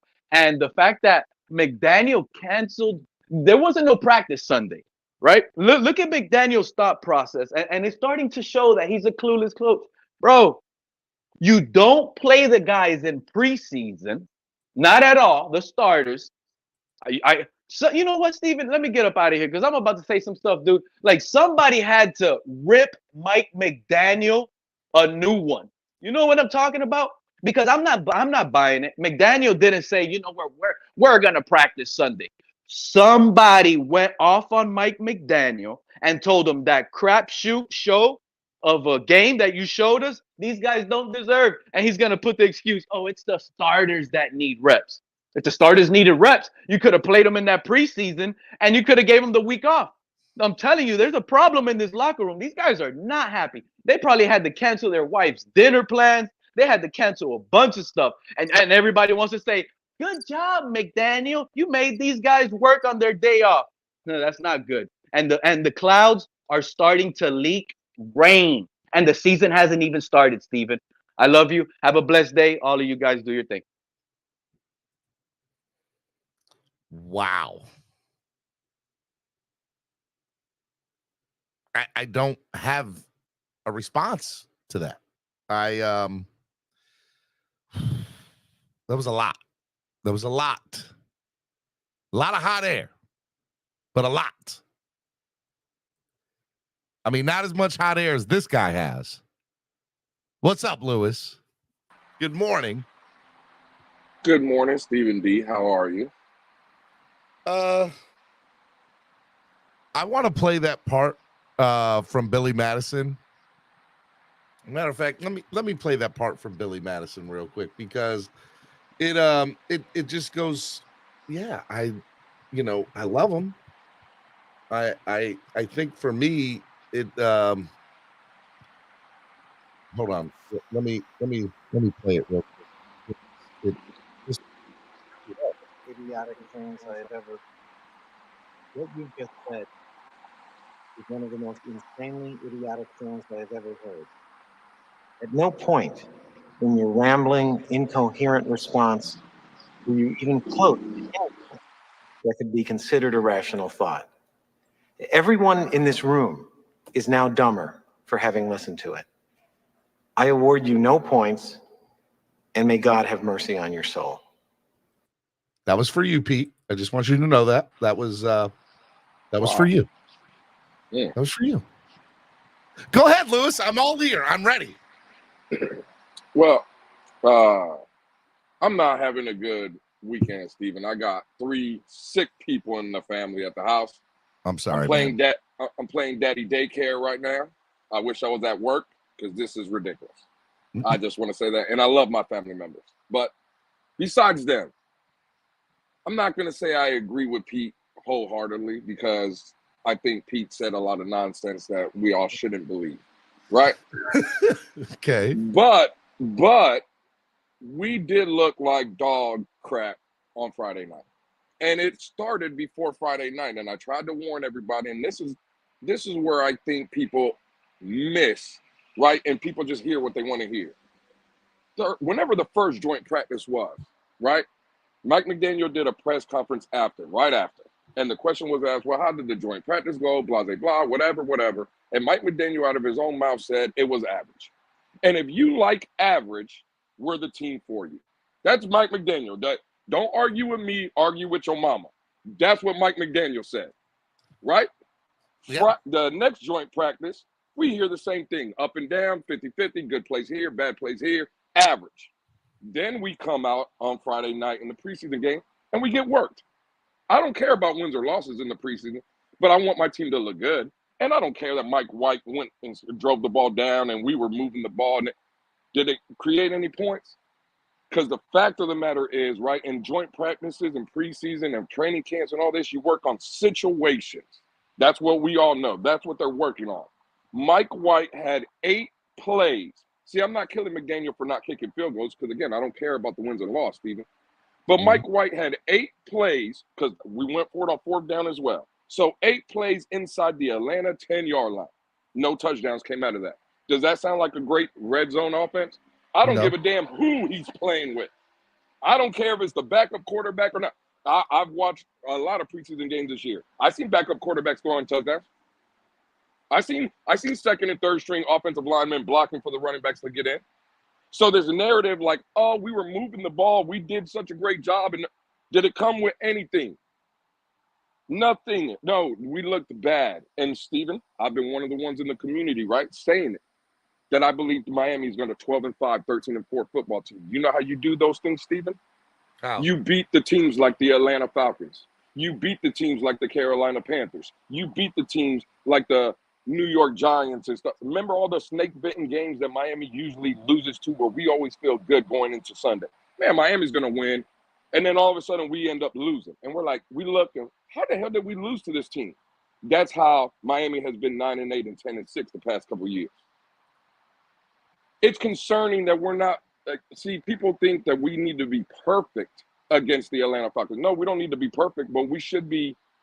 We're better than the Atlanta Falcons. I mean, I think we all believe that. And by the way, real quick, while you're talking, I'm showing video of Tyreek Hill, who has the orange jersey on in the practice bubble, warming up for today's practice. Go ahead, though. That's great. I don't really care about the orange jerseys from now on and not like that because it's not giving us nothing. They're showing that they listen whatever music they listen to. In my opinion, do you think Tyreek Hill should have the practice jersey on or their orange jersey? I don't know what he did in practice yesterday. It's about the day's previous practice. Man, please. All I know is I'm not jumping off the ship yet, Steven. I do think we have a good team, but there are concerns, and we need to start talking about some of those concerns because it's not looking good right now. It's not. Even yesterday, reports came out. Tua Tagovailoa had 3 interceptions yesterday. Said he looked horrible almost all day. Now, to his credit, there was 3 red zone touchdowns as well that he did. So at least he's better than Mike White in the red zone. He's producing touchdowns, right? So that there's a positive. I think you can pull a positive from everything, Steven, but it's just there's concern, man. And people that have these Homer colored glasses on that want to tell you someone farted next to him and it smells like roses. I think we need to stop doing that. We got to start talking about the concerns too, Steven. I mean, look, you are not wrong. I would agree with you. Here's what I'm saying. They played like trash for 90% of the game. There were very few highlights. The first 3 drives from the 20 inside the 20s, they looked good. When they got into the red zone, they couldn't convert. My thought about that, and I'll say it again, I'll repeat myself. If Tua's in that scenario, I think he converts those because he was the best red zone quarterback last year in the NFL. So, and that's with being hurt as for the amount of games that he was. So I like the play calling, in those first 3 drives from McDaniel for the most part. I thought we had our starting personnel in there. We're up 21-0 maybe on them. It's entirely plausible that that's the case. Now, in preseason, our backup quarterback and our third string, offensive line and second and third string offensive line, we walked away with 0 points from those first 3 drives. And that's okay. Well, it's not okay. That's the reality of the situation. What is okay is that, hey, look, we were able to move the ball. And there's something to be said of that. And what you want to take out of preseason are you want to take out wins when you can. And it's not about the winning and losing. I think if I'm honest, nobody truly cares about the winning and losing in the preseason. I do. Agreed. I like to win. But when you just don't show up at all and you get flat out killed, that's when it really feels like a gut punch. And that's what Friday night felt like at the end. It felt like a gut punch. It was like, damn, y'all didn't even show up. Y'all didn't even make this. Like, where is there? There was there was no discipline. There was no. Where was the motivation? Where is the intensity? Where is the excitement to want? I just didn't see that from anybody after the first 3 drives at all. Not from Skyler, not from really anybody. There was some good plays here and there. There was some people that there was a couple of people that were trying to have that, but it definitely wasn't spreading throughout the rest of the team. So, I don't know what they're going to do, but they need to do something and they need to do it fast. Listen, there was some positives coming out of Friday too, Stephen. There's not all doom and gloom, right? Let's talk about the positive. And I wanted to bring up a scenario to you, Stephen, and tell me, because I think this is a lot of debate we've been having about wide receiver 3, right? Yes. And I'll get out of here with this. I just would love to hear your thoughts. Everybody wants Chosen Anderson. Everybody wants Braxton Berrios, right? They're interchangeable. They want whoever. If one is 3, the other one is 4, in everybody's opinion. I'm gonna throw out a name, right? And you tell me how you feel about it. Eric is a comma. Eric is a comma, Steven. I thought you were going to call it out, and I was going to say something, and then you were going to elaborate. Oh, okay. Well, I was going to give you my thought, but go ahead. What do you think? I'll go about first, Eric and then you give your thoughts. So you said Eric is a comma. Yep. My first, I'm not going to believe anything from him until I see it on the field in a regular season game. Like I've seen him do amazing in preseason before. So for me, even if he does great, what am I supposed to take away from that? Because I've seen him do great, and I saw how it translated to the regular season. So for me, and vanilla-based offenses, you need that's great. I'm glad Ezukama did, but until I see it in a regular season, I don't take too much stock in it. Okay, so that's what you're saying. Well, I don't believe. Again, I'm going to agree to disagree, Stephen. We didn't see him in the regular season last year. We sure didn't. And that's coach's fault. All I know is that's coach's fault.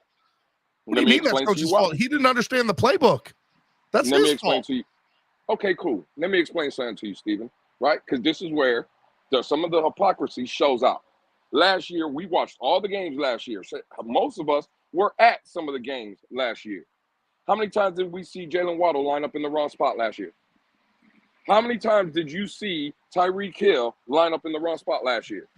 Tyreek Hill and Jalen Waddle both coming into this season in the offseason said, oh, we're going to be so much better this season because now we have a full grasp on the playbook. That's what they said. Again, don't argue with me. Argue with your mama. Argue with your mama. That's what those guys said. So if those guys are telling you they didn't have full playbook capability, they didn't understand it, that's the same thing we've seen with Eazy-E. All I'm saying is when this kid is on the field, when he dons a Miami Dolphin uniform and he's playing either at Hard Rock Stadium or somewhere else, he's making plays. I don't give a damn if you have to dummy it down, Stephen, and tell this guy, hey, you're running an out route on this play. I don't care if you tell him, you're running a post route on this play or a 9 route or whatever. Do that. The fact of the matter is, Stephen, the kid makes plays anytime he's on the field. That's all I'm saying. And why do I need to keep seeing Eazy-E, right? Because we all do believe he's going to be on the 53-man roster. We know he has, what's the word I'm looking for? Continuity, right? With Skylar Thompson. We know that. How many times have you seen Tua Tagovailoa with Eric Ezukanma? Eric Ezukanma should get number 1 reps with the number 1 guys. If we're assuming that on Friday or Saturday night when we play Houston, that let's say the starters are going to get a series, maybe even a quarter, why not throw Eric Ezukanma out there and see what this kid could do? Stephen, all he does is make plays. There's clips on Twitter that's going around, even in the run game. There's a play where he's coming across in motion, comes back. He drags his defender, whatever, corner or whatever, 10, 15 yards upfield. The play's not even going. They're not even running behind him, Stephen. Mm-hmm. This is a kid that's he just, even if he doesn't have full grasp, let's say he has 75, 80% of the playbook. Run those 75, 80 plays when he's in the game. But he is a guy that, listen, if we're talking about, we know Braxton Berrios. He's basically a carbon copy size-wise and stuff of what Tyreek Hill and Jalen Waddle are, right? Yeah. He's eliminated. I don't want to see him with Tyreek and Waddle. I'm not saying not never, but he's basically, he doesn't give you nothing different than what those guys do. Chosen Anderson, he's a speedster, right? Oh my God, he's going to take the top of the defense. I don't need that. Tyreek Hill and Jalen Waddle does that. The only wide receiver, Stephen, that we have in this wide receiver room that gives you anything different is Eric Ezukanma. Big guy. It's true. Okay, who gives you that size, Stephen? What name a wide receiver that we have that? So Chosen's breaking tackles like Eric Ezukanma? Chosen I've seen look pretty damn good the last few practices. I don't know what he looked like yesterday, but so wait a minute. So wait a minute. You just told me you won't want to see Eric Ezukanma. You're not going to believe it until he plays in a regular season because game. You're talking about Chosen in practice. So here's the difference. With Eric Ezukanma, I know that I've seen him play with Skylar Thompson and succeed last year, right? And I know that, and it was told to me out of his mouth and his coaches, the reason Ezukanma didn't dress a lot last year is because he couldn't get a grasp of the playbook, right? He couldn't understand the playbook, right? So if he does well this year in preseason or in practice, right, all I could take, or at least in preseason, all I could take from it is they're running vanilla-based offenses again in preseason. They're not running a lot of stuff from the playbook. So all I can do is take it with a grain of salt and say, well, I saw this last year from Eric Ezukanma. So until I see it in a regular season game and him really dive deep into this playbook, I just have to take it with a grain of salt because I know what I saw last year and how it worked out. Right. That's where I'm at. Is the defense, Steven, in your opinion, running vanilla defenses? I don't know, and I'm just being honest. I don't know. What I know about the Dolphins defense right now is Fangio still trying to find the personnel that he wants so that he can run the defense that he wants. I don't even think we've gotten to the fact of where we can run certain defenses because he doesn't even know who he truly has, and the people that he does have are getting hurt. Cam Smith is going to be out for a few weeks, right? Jalen Ramsey's going to be out till latest December. We're talking about Noah Igbinoghene, and all he's shown is that practice. Well, look, but we're talking. Let me ask you: did Noah look good on Friday night? No. No. The answer is no. He looked like trash on Friday. Okay, and that goes to my point, Stephen. If he's looking good at practice, right, and everybody's willing to say Noah should be opposite of Xavier Howard week 1, and then in the game you're telling me he didn't play well. Those are your words. You just said that. Then how can I not give Eric Ezukanma a chance for just showing out at practice? Because when he's in the game, he's also showing out. He's playing well. It's every time this kid is on the field. Every time last season, in the preseason, he makes plays. First preseason game this year, he makes plays. Some guys, can I throw this scenario at you, Stephen, and can you tell me if this is true or false, maybe? Or could you see this? Are there some players that you would say are not practice players? Right? Yeah. Maybe they're just 100%. Look, 100%. Because I said yesterday, I said on Friday, I said, hey, look, I think I even came on the Finn's Tailgate afterwards and said, hey, look, there are some guys that they're great in practice, and the moment they turn the lights on, they're nowhere to be found. And for me, Noah's one of those guys. Noah found, but even a broken clock is at least right 2 times a day, and that's what he got last year in Pittsburgh. So that's my feeling about him. But the opposite can be true. If I believe in that, then I have to believe the opposite can be true too. That there might be some players that just don't do well in practice, but you put them in a game, they exceed. For me, one of those players was Sammy Guevon, who's with the New York Jets right now and was with us for the last few seasons. He was a horrible practice player. You put him in a preseason game or under the lights, that man excelled every single time. As a matter of fact, even in the regular season, he did well every time he was put into the game. But he wasn't put in a game enough because he didn't do well in practice to get the opportunity to earn enough reps. And that's what I'm saying, and that's all I'm asking for, Stephen. Right there. I don't think Eric Ezukanma is a great practice player. I don't think he's going to do anything that's going to flash and say, man, this kid is, oh my God, look at that one-hand catch. Look at this. Look at that. All I know is that between the lights, when the lights are bright, he shows, he flashes. So why do I got to keep seeing Eric Ezukanma that we all believe, again, is going to be on this 53-man roster? Why do I have to see him as a 6-, 7-string wide receiver playing with trash, playing with the guys that are going to be bagging groceries at Publix in 2 weeks from now? Put him out there with the starters. Put him out there and let me see him go against number 1, number 2 corners and see how he does. Because he's the only one, Stephen, in this wide receiver room that gives you any aspect of a big receiver. A guy, again, what it was another rumor we heard about him last year, Stephen, besides he didn't understand the playbook. Oh, well, they're sitting and they're shuffling him. They want him to play in the Deebo Samuel role. Did you see his first 2 touches of the game? Jet sweep, yes, where he spun around. And the next play was a reverse. Yes. 2 things that I heard you call for all season last year. I pounded on the table for those last season. Did he look good in doing those, Stephen? He did. Thank you.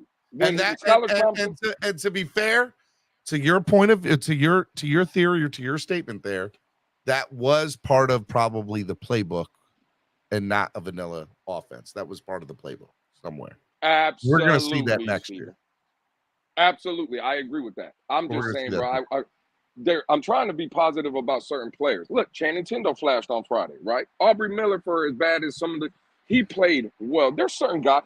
Liam Eichenberg, when he was out there was a couple plays where Liam did good. Hold up, Liam Eichenberg? I don't know about that. Yeah, he did. Well, let me. Who was the left guard playing when Mike White was driving the ball, like you guys said? Oh, up and down the field. That was Liam Eichenberg out there, correct? I mean, I'm not sure the personnel packaging in those first three. Well, yeah. Number 74. I think we all agree we know who 74 is. Liam Eichenberg was out there. Trust That's me, all I'm saying. I was looking. I was watching. Austin Jackson was out there. I'm just trying to point out the positive because, again, I don't want anybody to jump off shit. I think we do have a good team, right? We just have to be better. Nobody cares about the wins or losses. I really don't. It don't matter to me. Miami can go 0-3. I think we beat the ever-living dog shit last year out of Philadelphia. They ended up making it to the Super Bowl. Like, I don't care about wins or losses. I just need this team to start playing better. All right, and I think Skyler at quarterback versus the number 2 defense. AVG with a sack. AVG was held to prevent the sack. So AVG would have gotten a sack on Skyler today. Okay. Cam Smith is at practice and wearing his helmet, but not in full pads. I think Cam Smith is going to be fine. Tua interception over the middle. Tyreek was his target. Tua with another interception. First pass of practice was broken up by Xavier Howard. Tua got Cedric over the middle and it's hands on, but X patiently waits on the back shoulder, reaches throughout and pokes it out. Not sure I've ever seen a more relaxed pass block. 11 on 11, Xavier Howard pass block versus Cedric Wilson on Tua throw. Still no action in teams from Christian Wilkins. So Christian Wilkins has yet to play in 11 on 11s, I think. I wonder if there's something to be said there.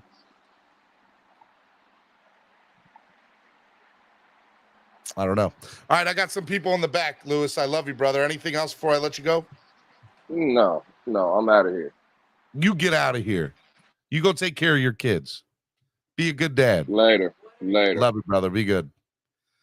All right, next up, my man Rashad. Good morning, Rashad. Good morning. What are your thoughts on the Dolphins? Give me, where your head is at and what you're thinking. And I had a few, but I've been back here for like the last hour. I'm not too worried about it though. I mean, the players who we know sucked. Like, why are we so shocked and surprised about it?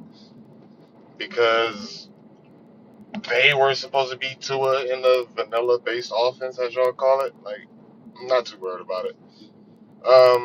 I did have a few people that stood out to me. Everybody said the offensive line sucked. I will say the right side of the offensive line sucked. Wynn flashed.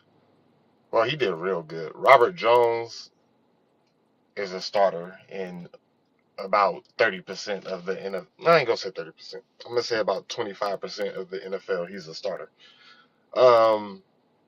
Skyler with a nice 31-yard down the field completion to Tyreek. The sack Grinches are giving Duke Riley would have had a sack on the play though. Yeah, offensive line. I'm giving you updates from practice today too, guys. Yeah. Go ahead. Whoever number 71 is, he was playing left tackle. I would love to give him another look. And the undrafted rookie center. Them 71 and 62. If you watch that game again, watch them. 62 got blown up on one play. But they know how to play offensive line. They know how to move. They know how to pick up players. They know how to help players. Help other offensive linemen and all of that stuff. They know what to do. They don't just sit there after the rep is done. They look for somebody else to hit. And that's what I want from our starting offensive line. Our starting offensive line is good, but they don't go that extra mile. They win, they rep, and they start walking. Everything Lewis said about Easy is correct. I'm sorry. It's true. He brings an element to the offense that you don't get from another receiver. And that's blocking. And you get explosiveness from other players, but not like his. You get speed from other players. From him, you get power. If you haven't seen that block, I recommend you go watch it. It's what you want to see from your offensive lineman. I didn't see an offensive lineman do that all year last year. And he runs a jet sweep better than Tyreek Hill or Jalen Waddle. And Well, the I'm fact thinking, is we ran it, and we hadn't run that in the last, few weeks, or we didn't really run that at all last year. And so, I mean, and Waddle had he, a few carries.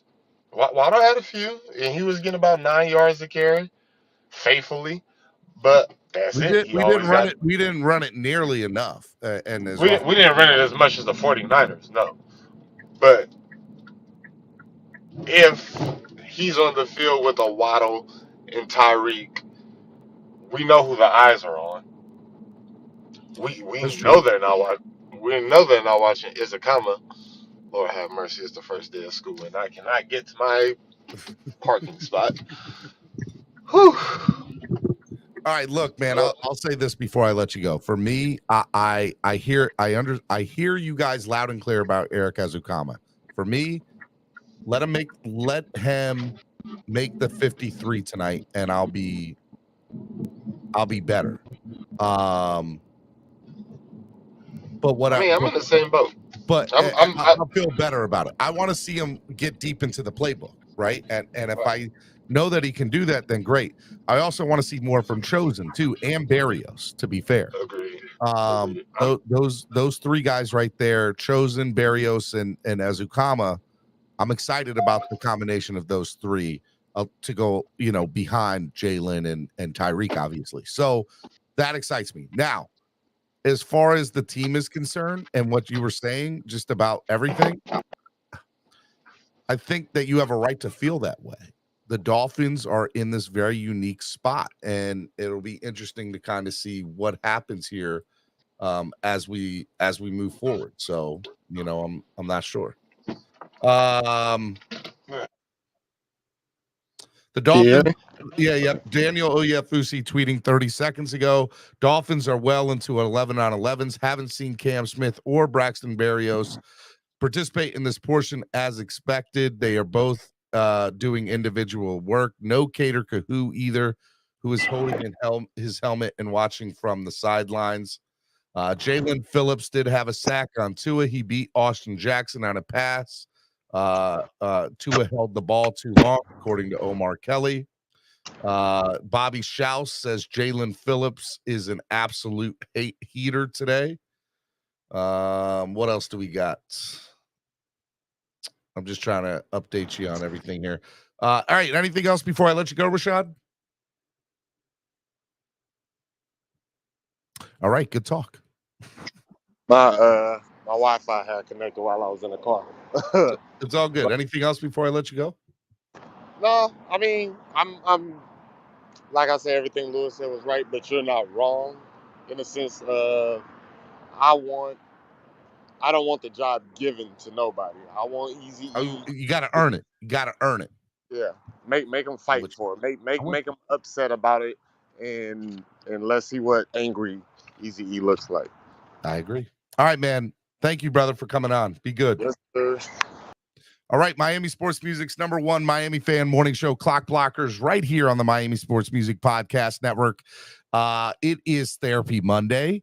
We are bringing you the fans are. I got a couple of fans here in the back room. I'd love to have more. Get on. I'll bring you on one at a time and get your thoughts and feelings about Friday night's preseason game loss, as well as where practice stands over the last couple of days. Just a little bit of update. Omar Kelly saying Liam Eichenberg is on a bike instead of practicing today. Chris Perkins says that 11 on 11 segment is done. The defense clearly won.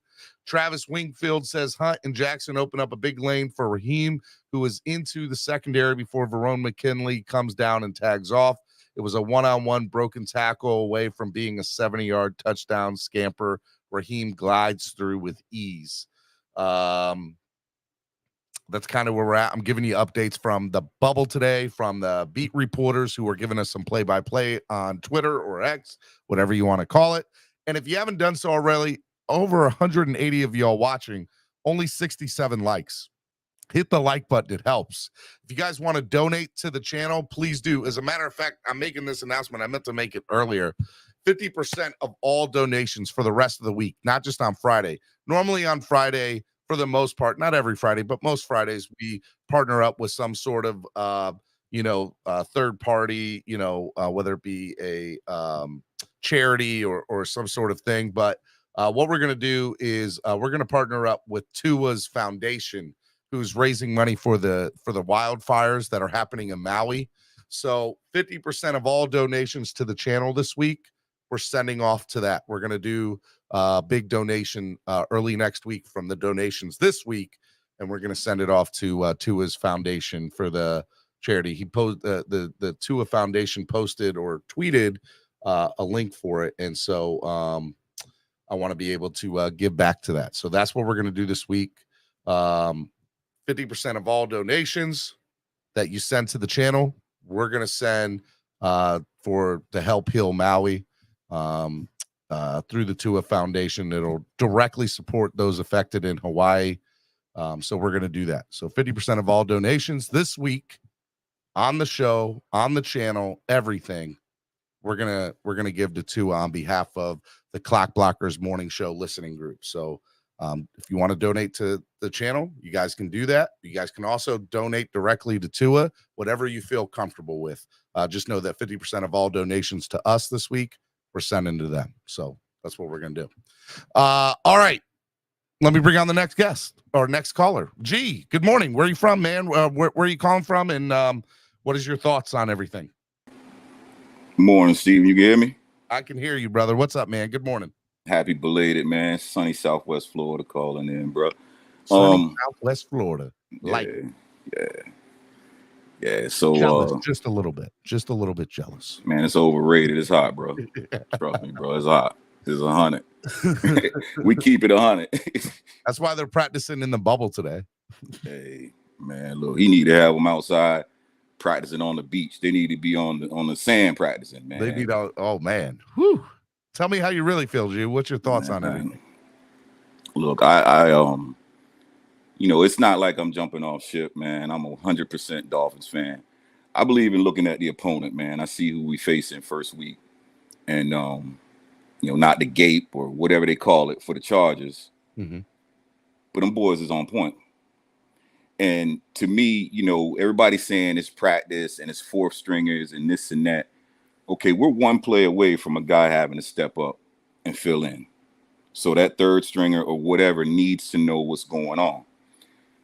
The starters are out there. They call a 922 wham. All right, the fullback is going in the whole first, tailback going behind it. That's the same play, whether it's the first string, second string, third string. They're all learning the same plays.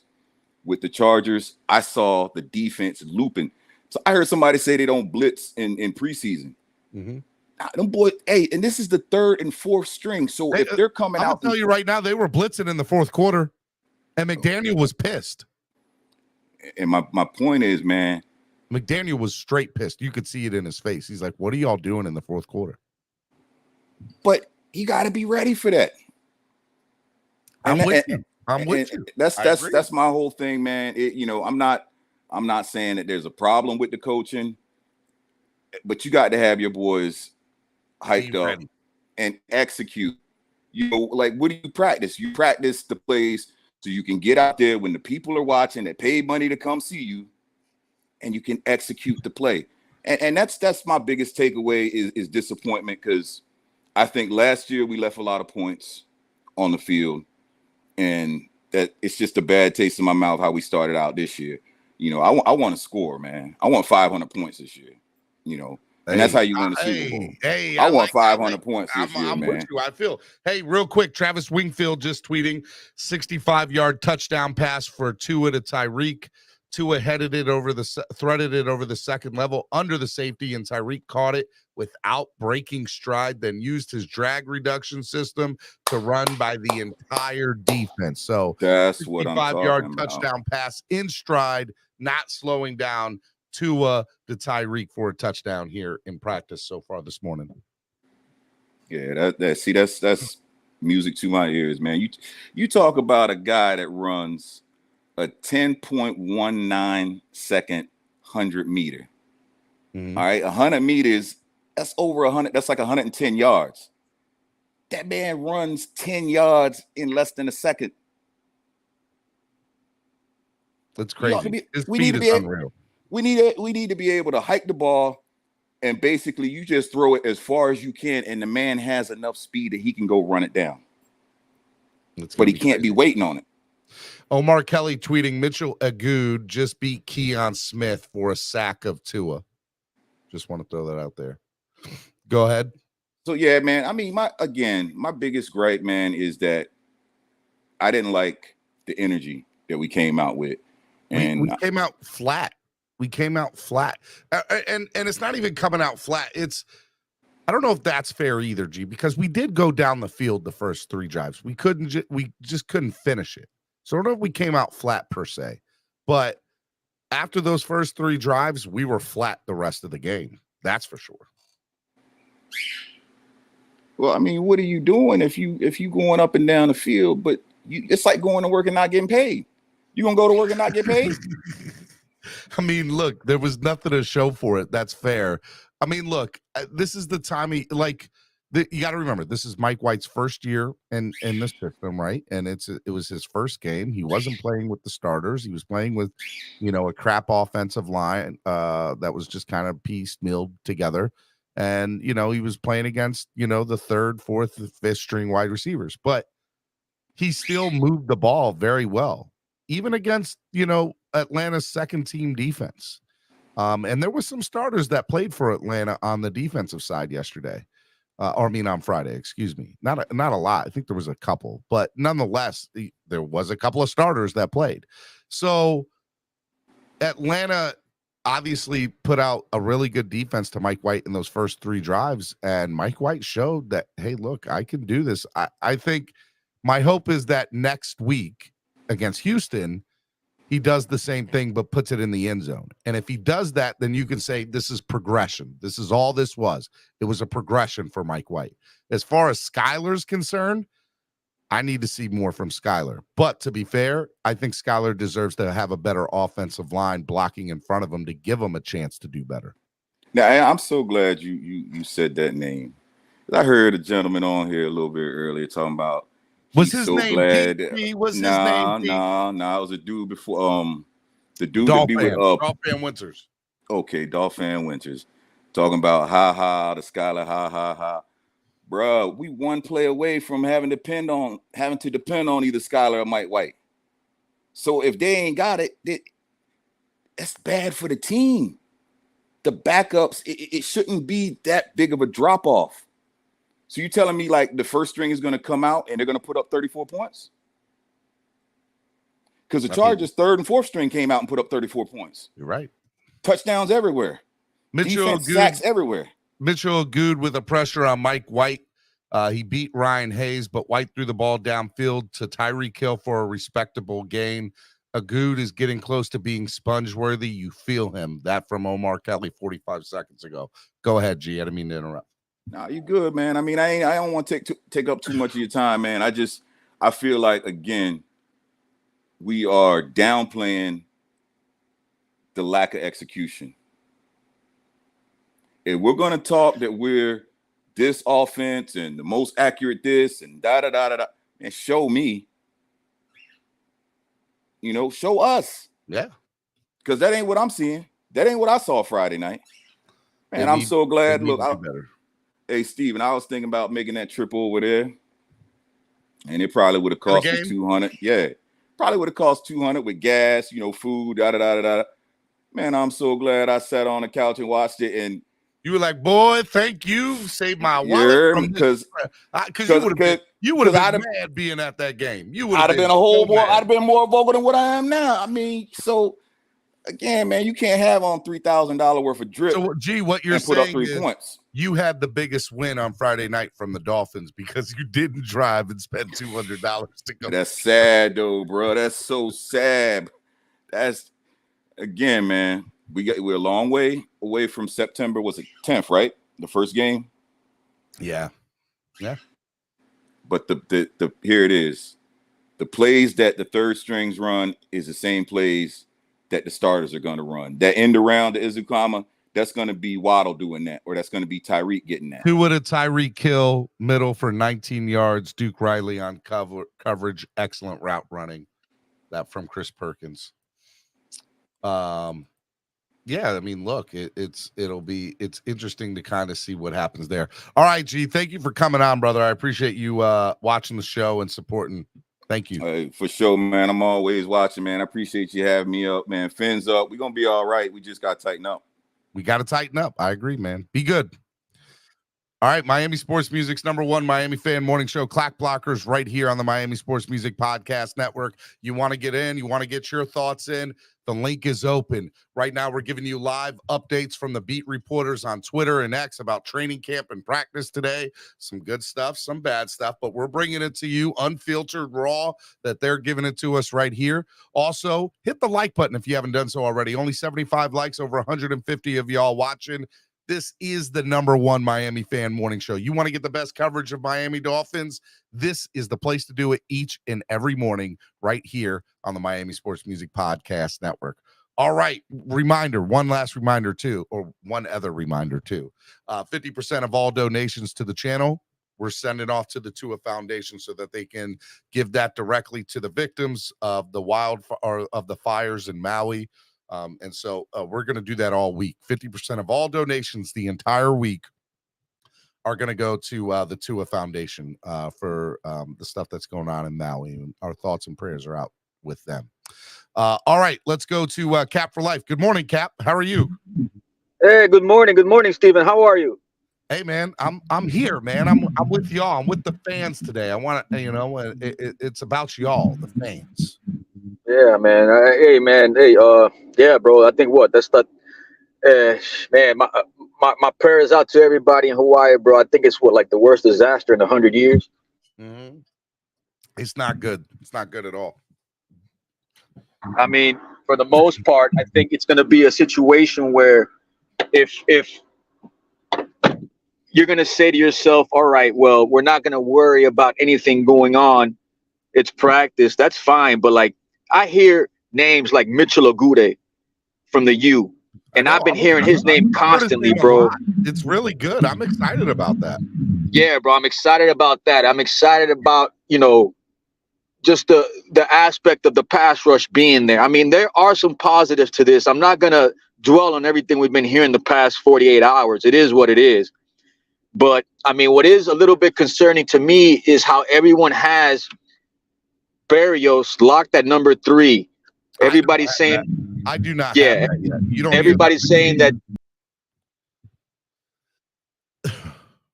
You don't hear that from me, Cap, at all. I'm not. There's a great point that we talked about last night. It was a short-lived space, but I think Lewis brought up something that's pretty vocal when it comes to Eazy-E and his access of being a Swiss Army knife in this offense. I mean, and Ennis also brought up a point saying that, well, if we're going running back by committee, what makes it seem that we can't go, third receiver by committee? And at this point, I think he's right. And I don't really see a harm in having an Eazy-E get more reps in practice, knowing the situation we have with, I don't know if they're injuries or I don't know what it is, but supposedly one guy's head got cracked open. The other guy, we don't even know what injury it is. And the other guy's like trade pieces when it comes to the third position spot. My point is, if everybody's going to compete, let them compete, man. Just enough with the football politics at this point with this football team. Like, even the players are telling you, like, don't listen to what Greer's telling you, saying that the O-line is content with what they have, because obviously the players and the coaches are telling you, no, we need more depth. So, I mean, I don't know if there's a feud within a feud, but, a lot of these guys that are saying, hey, don't pencil in these guys just because of the politics, they're starting to become vocal now. And I like that, because I just think if you're going to compete, let's have an honest competition. Just don't let these guys have them handed a position just because of a contract. I get it's supposed to be like that, but I mean, at this point, has that worked out for us? Is my point. No, I mean, look, it hasn't. There's a lot to say about the team and kind of where it's been the last decade compared to where it is at now. And part of look, you, as everybody knows, I'm the local hopium dealer, right? And there's a lot to talk about when it comes to hope of this team. And we could talk about hope all day long. And we have for many years. I still think that this is a good football team. I still think that this is a team that's going to compete for a Super Bowl or has the opportunity to compete for a Super Bowl. Better, let me word that correctly. But where I want the Dolphins to be at now is execution. And I don't care that it's the third and fourth string. I don't care that it's preseason. I don't want to hear that it's only preseason. It's only guys that no, it's execution. And if these guys aren't executing down on the depth chart, then how am I supposed to believe that if an injury happens that the next man up is going to be able to fill in and provide what we need in order to be a competitive team from this season? Yeah, to your point, that guy that's next man up, that's the guy we're questioning. So, you know what I mean? Like, we have to ask ourselves at the end of the day, are we content with depth? And are we content with them forcing the narrative of, hey, he's got a contract, he has to play? Like, I just think if that's the case, you know, we're going to be in deep trouble, man. Like, we have to, you know, make sure that this competition in this preseason is a fair outcome for everybody. You know what I mean? Just, you know, if that was the case, we'd be starting Cedric Wilson at the 3 and no one would say anything. Mm-hmm. But no, we're competing. So I just, you know, I don't put a lot of stock into what's going on. Don't get me wrong. As far as the 3 interceptions, yeah, I don't like that becoming a habit. Especially last time we saw him out in the field, he threw 3 interceptions. But you know, they're new guys, and we'll see what happens when the next practice is coming up. The joint practice is coming up. But my question to you, Steven, if this pattern continues, are you going to wait till week 1 to say, we should be concerned? Or is it okay to say in preseason, I'm concerned? I'm saying I'm concerned now. I think that's fair to say now. But am I ringing the alarms and saying we're at DEFCON 5? No. But I am concerned. I think there needs to be a red flag raised and say, hey, I'm not ready to go crazy yet, but I'm also not just going to stand by idly and say, oh, well, it's just preseason, because that's BS. I'm raising a red flag now, Cap, and I think that the offensive line needs to be addressed in some way, shape, or form.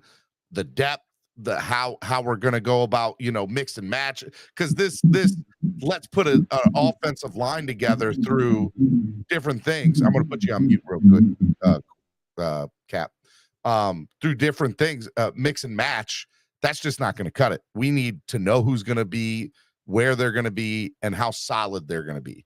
The other thing that needs to happen is you know, the quarterback play. We need to have consistent quarterback play. Now, I love Tua. I'm a Tua-neer. People want to throw me under the bus or think that that's fine. I don't care about that.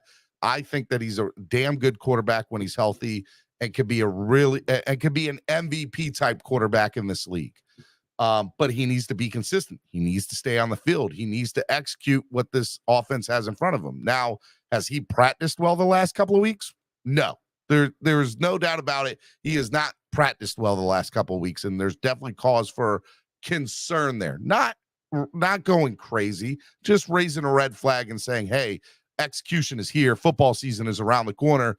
You need to get your ass together. And then the third thing I think for me is special teams, because you go back and look at the Kansas City Chiefs, the Philadelphia Eagles, the Cincinnati Bengals, the Tampa Bay Buccaneers when Tom Brady was there. They all have really good special teams. They all have special teams that, you know, playing the field and having good field position and being able to put teams back in their own territory. That is the difference between a field goal or, you know, time management and being able to get better field. We need to do better on special teams, point blank. And what happened on Friday night, my hope, was a wake up, not only to Danny Crossman, although let's be honest, it should have been, if that's what woke you up, buddy, we should have been woken up a long time ago. But I'll play the game and say it better be a wake-up call that special teams is not good at all. Yeah, and coaches too. I mean, we got into a heated debate on Saturday just because of that conversation about, oh, should we keep Crossman or not? Like, he hasn't had the whole full roster. It's not fair. But, I mean, if you see the pattern continuing from last season as well, I mean, you're not content with this with the special teams. I mean, you're not. And let me ask you this. I'm going to get heading out now, man. But Doc Brown from Twitter brought this question up a couple of days ago also. And, man, after everything we've seen so far, I'm going to ask you now, Steven, would you try to acquire a splash piece now in a Dalton Reisner or a Dalvin Cook? I appreciate you coming on, Cap. Thank you, brother. I'm going to answer the question. Thank you, man. Thank you, brother. I love you, man. Look, so here's my thought. We only have very limited options when it comes to salary cap and the money that we can spend. And I know that part of success is also being able to retain money so that when we get into the season, if something happens, we can get a free agent from off the street and stuff like that. You know, I know that the Dolphins went out and got to provide depth at the defensive tackle position. My thought process was, let's not address that till halfway through the season. And, and maybe the Dolphins coaching staff sees something I don't, right? I was hoping Ndamukong Suh would be the answer in week 8 or week 7 for $2.5 million and let him come in the same way he did in Philadelphia last year, right? So, but to answer your question, I love Dalvin, and I would love for him to be a Miami Dolphin. And I think that he would be able to mask some of the issues that this offensive line truly has. But to be fair, the run game on Friday night, in some ways, not all, there was some positives, and there were some things to hang your hat on and say, I don't know if it is a need to have Dalvin Cook. I don't think that it is. Does he make your team better? Of course he does. Does he make your running back room that much better? Great. And if we had the salary cap, I think that it would be a no-brainer to go out and get Dalvin. But I don't think there's enough salary cap there to justify signing him when we have needs like depth on the offensive line. Dalton Risner is somebody who I would love to see. I know that there's some beat reporters that second guess it, and there's some people on the fan base that, well, look, he had a situation with Butch Berry, and there was some bad blood there. And look, Dolphins want to win. You go out and get the people that you need. In my opinion, and I said this on the interview with Omar Kelly, DJ Fluker should 100% be in Miami Dolphins game. For no other reason than you sign him to the league veteran minimum, and you put in a clause in his contract basically saying, hey, look, you play this amount of snaps, we'll give you a certain amount, and you make it incentive based for him. You start this many games, you get this amount. You make the playoffs, you make this amount as a starter. It should be incentive based but he should sign for the veteran minimum, the very least amount of money, okay? And he should be in camp as another body to help with this competition, because it behooves me that the offensive line is what they are, and we don't have enough people to come in and provide more competition from it. It's insane to me. Doesn't make sense, and it bothers me. It bothers the hell out of me. And yes, I've seen those press conferences where Chris Greer and Mike McDaniel said, well, the fans and the beat reporters are the only ones that are complaining about this. We think we're good. Well, I'm going to tell you right now, Chris Greer and Mike McDaniel, I got a lot of love for you both. But I don't know if I trust the offensive line. I do not. As a fan, I do not trust the offensive line. I just don't. That's where I'm at with it. All right, let me bring on the next caller, my man Crypto. Good morning, Crypto. What's up, man? What's going on, Steven? Hey, man, I'm doing it, man. I'm surviving. Hey, Steven. Guess up, what? Did you know that Denny's and IHOP filed for Chapter 7 bankruptcy last week? Denny's and IHOP did? Yeah, because Lee and Eichenberg was serving up too many pancakes. They couldn't compete. Got it. I saw what you did there, Crypto. Good. Give you a little bit of applause, too. They had to go out of business, Steven. So I feel sorry for those franchises. Lee and Eichenberg is putting franchises out of business. Look, man, if how many times can you see a player and keep on making an evaluation of it being good or it not being good, right? And so for me, they need to do better. They need to improve, and they need to do better. And we talked about, and I keep on bringing up the conversation we had with Omar, but we talked a lot about a lot of different things. But we talked about that, right? Chris Forrester I mean, we had the best offensive line coach in the league, and unfortunately, it just Dolphins. You can't keep canning guys and expect them to freaking get it right. Yeah, but they have some bad luck. Like I'm just gonna be real with you. Dolphins, not only have they been mediocre for the last decade, but they've also just had some bad luck. Just like there's no reason that a team should have that much bad luck. You know? And on the offensive line, that's the way it's been. What else you got for me, Crypto? I think I said this before. 10 now it's up to a quarter. 10 game time minutes, now 15 game time minutes for our starters, so we can get in a groove, just to get loose, just to get back into the playing speed of the game. These joint practices is not really this playing speed of the game because they're not really officiated, and they may be, but it's not the same when you got coaches going with each other, telling each other what they want to do and what they like to work on, versus in the actual game, you have to figure out what the coaches is trying to do so you could try to strategize against it in the actual preseason game. And when you work in your second team, because they're going to eventually play, G said it best, you're one play away from getting into your third and second string guys anyways.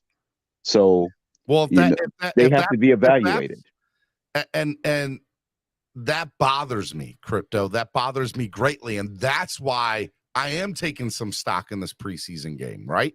I'm not taking a lot of stock. I'm taking it with a grain of salt. You got to take some because they're going to eventually play in December, Stephen, because it's football. It's the nature of the game. 100%. And somebody's going to miss at least 10% of the season. It's given. Well, at least 6 or 7 people will, right. And that needs to happen. So we'll see what happens. 1 minute ago, this was Dalvin Cook's. Here, let me put this into. Is he training by himself? Well, that I'm not sure. Is he just chilling out? What is he doing? He's going crazy is what he's going. Let me here, I'll share this one. He's going crazy. Cook's tweet 1 minute ago on Twitter. Prayer hands. Okay. He's just trolling. Your Dalvin Cook watch update on Twitter. Okay. There you go. The prayer hands. Okay. Why would he be praying? Who's he praying to? What owner? To be fair, I think he wants Miami to sign him. And Miami is just it's his choice. Miami the one gave him the offer. What do you mean he want Miami to sign him? But now I'm starting to think that as far as Dalvin is concerned, at least with that situation, is maybe where the Dolphins are at, they've rescinded the offer. I'm not saying they have. I'm just saying, right. It's plausible that that's the case. Hey, man, look, we waited. We're done waiting. We have other needs to attend, and we have a limited amount of money that we can spend. So that's kind of where we're at. Yeah. But I will tell you this, knock on wood, God forbid, any running back goes down, Dalvin will be a Dolphin. And I think that's kind of what he's banking on right now. Thank you. And I hope that I'm not saying he's wishing for somebody to get hurt. We don't need to wish Mostert or Wilson to go down. Yeah. We just need to I don't want it either. I want Dalvin in conjunction with those guys. But you want to hear my hot take? What's your hot take? Gaskins, Mostert, and the rookie A-Chain is going to be our 3 running backs this season. What about Jeff Wilson? I don't think he makes the team. What? You're crazy. Crazy. Savon Ahmed, I think might have wrote his ticket to the unemployment line on Friday night. Yeah, I think him. Wilson is on borderline. He's right there at the edge. I don't know. Gaskin, I don't think personally makes this team, in my opinion, but maybe I'm wrong, He's like the Energizer Bunny, man. He just keeps pounding that drum. He keeps making it every 53, year in and year out for some reason. That's why I can't bet against him. He finds a way. It's kind of like he's got a mind meld over the organization. Travis Wingfield, 15 minutes ago, second straight day with an interception, for Noah Igbenogany. This time he takes the pass off Skylar Thompson and runs it all the way back. Zach Seiler probably had the sack, though, before the play, but Igbo's ball skills continued to flash. There you go. You're going to give him his yellow jacket, Steven. I am not. You're going to be there for his ceremony? Nope. I'm not going to do it. I refuse. Not doing it. You got to get on that arc, man. Not before it's too late. Here's a video from Tua to Tyreek from practice today. I like it. It's only 5 seconds. Long. So they got one more practice here in Miami, or they already left? Are they in Texas now? No, they go to Texas tomorrow. They go to Texas tomorrow. I think it's tomorrow. Maybe okay. I think they go tomorrow, and then Wednesday and Thursday it's practice. If I'm when is the game? Is the game on Friday or Saturday? Saturday. Well, then maybe they have another practice tomorrow and leave on Wednesday for practice on Thursday and Friday. And then Saturday. No, they're going to take – no, they got the day off before the game. They're going to practice Thursday. You know, they give them a day off prior to the game. Well, then they're leaving tomorrow to go to Houston, I think. It'll be interesting to see. To settle in because they're doing the joint sessions on Tuesday, Wednesday, and Thursday. Well, I'm excited about it because, you know, I just need something to look forward to positive from the Dolphins, you know, and just being honest, you know. Because we might see their starters in the first couple of minutes, so that's why we need to put ours out there just to see how we are. Cameron Wolf just tweeted 39 seconds ago, Dolphins heading to Houston for joint practices later today. So they're leaving today. Today. All right. There you go. They leave this afternoon. Omar Kelly 18 minutes ago. Well, Jeff Wilson with a nice 20-yard run. What else? Let me pull this up here. Jeff Wilson. 1 minute ago, Ubro said Cam Smith back at practice with a helmet. I said that over. Chris Perkins just said practice just ended. Brandon Jones hasn't practiced to do with the Dolphins since last Wednesday. He has missed the past 2 sessions. So Brandon Jones has not practiced with the Dolphins since last Wednesday, and he's missed the last 2 sessions altogether. That's interesting. I'm very interested to know about that.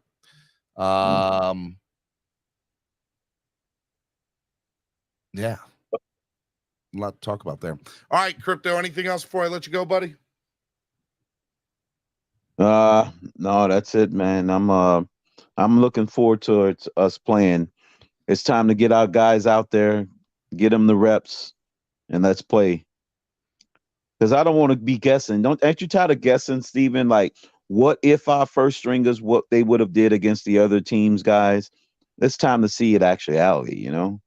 I want to see it so we can have the actual evaluation so we can know whether or not to jump off a bridge or not. Study guessing whether or not to jump off a bridge. I want to know.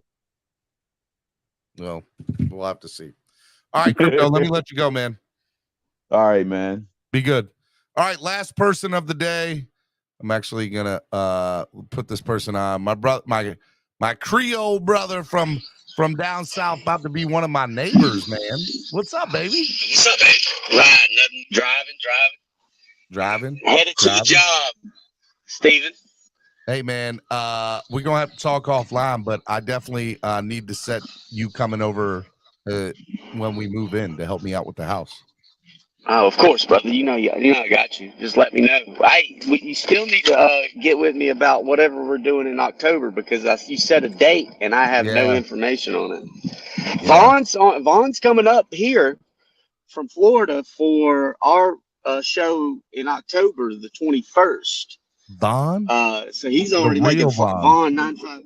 Yeah, Vaughn Green's coming up, baby. We just talked yesterday. Got some headshot. Yeah, got some headshots from him yesterday, and some other stuff so we could put it on the promos. Well, it should be interesting. All right, man. It's going to be a lot of fun from this weekend, man. What do you want to talk about? All right, Eric Isakama is going to be used exactly how I said he was going to be used last year. They're grooming him for that Debo style role, because he's the big body, he's fast, he's athletic, he can catch, he's got big catch range. He's going to be that guy. And they showed a little bit of it during the preseason game, and I liked it. I loved everything about it. Secondly, Devon A-Chain is exactly what I thought Devon A-Chain was going to be. A boss? Because I saw one. No, not a boss. He's a scat back at most.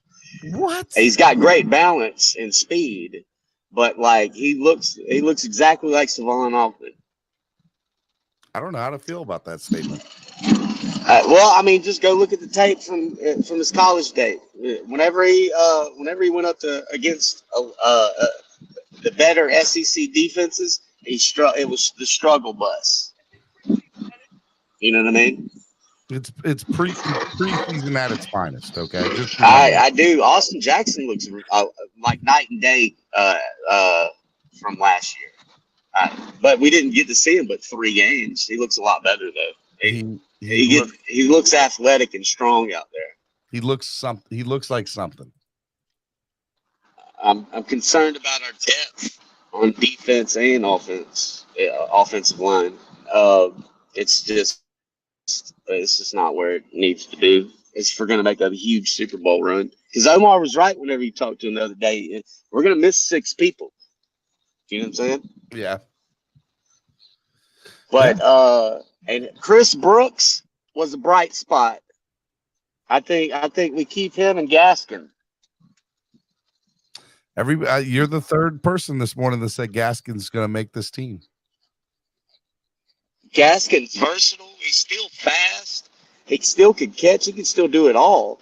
How he's not used more. I mean, we saw Savon do a lot whenever Wilson and Mostert went down, and we saw a little bit of Gaskin, but he's versatile and he's a smart back. You know what I mean? His skill sets just go with everything, especially at being a backup role. Yeah. But Chris Brooks, thumper. That's what we need. I like guy. It. So my buddy Ryan Keeling, president of the Valley Fanatics Dolphins Club in West Virginia. I called him while we were watching the end of the game, and I was venting. I was like, "This stupid team." Goes, Chris Brooks looks like a boss, and at the time I was like, "Nobody knows who this guy is. He's never going to make the team." And then he made two great plays within like a span of a minute. And I was like, okay. If he plays great in the next preseason games, that guy's one of our backs. You know what I'm saying? It's going to take a lot for him to be the one of the backs here. I'm not saying I don't know. 6'1", he's going to have to do more than what he's done. He's got size and speed and can catch. It's going to be hard to. He's going to try. He's going to fight his way tooth and nail through it. It'll be interesting to see. It's going to be interesting to see. I'm excited about the season. I'm not really too much worried about like what's going on in practice, because even Tua said we're trying a bunch of things and we're trying to work it out in different levels. But this offensive line, brother, is probably going to get him killed. I'm almost in conspiracy theoryville right now, thinking Chris, the GM Chris Greer is trying to get him hurt on purpose. hey, no, he's not. Let's not get that narrative out there. I mean, it's bad, brother. It's not good. We don't have a left guard. We have half a left tackle. Kendall Lamb's a bright spot for left tackle, especially at the backup role. If you what do we do? If you ask me who I think the offensive line will be, I would give you the line, and I would probably be wrong. I don't know if anybody, with the exception of them just straight guessing of what the starting offensive line will look like, because of one or two positions. I don't know if anybody truly knows. If we had a center, Isaiah Wynn, I heard.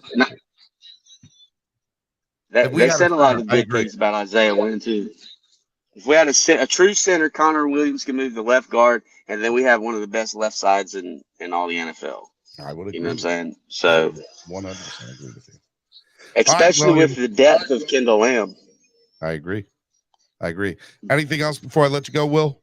No, brother. When do you start making the move?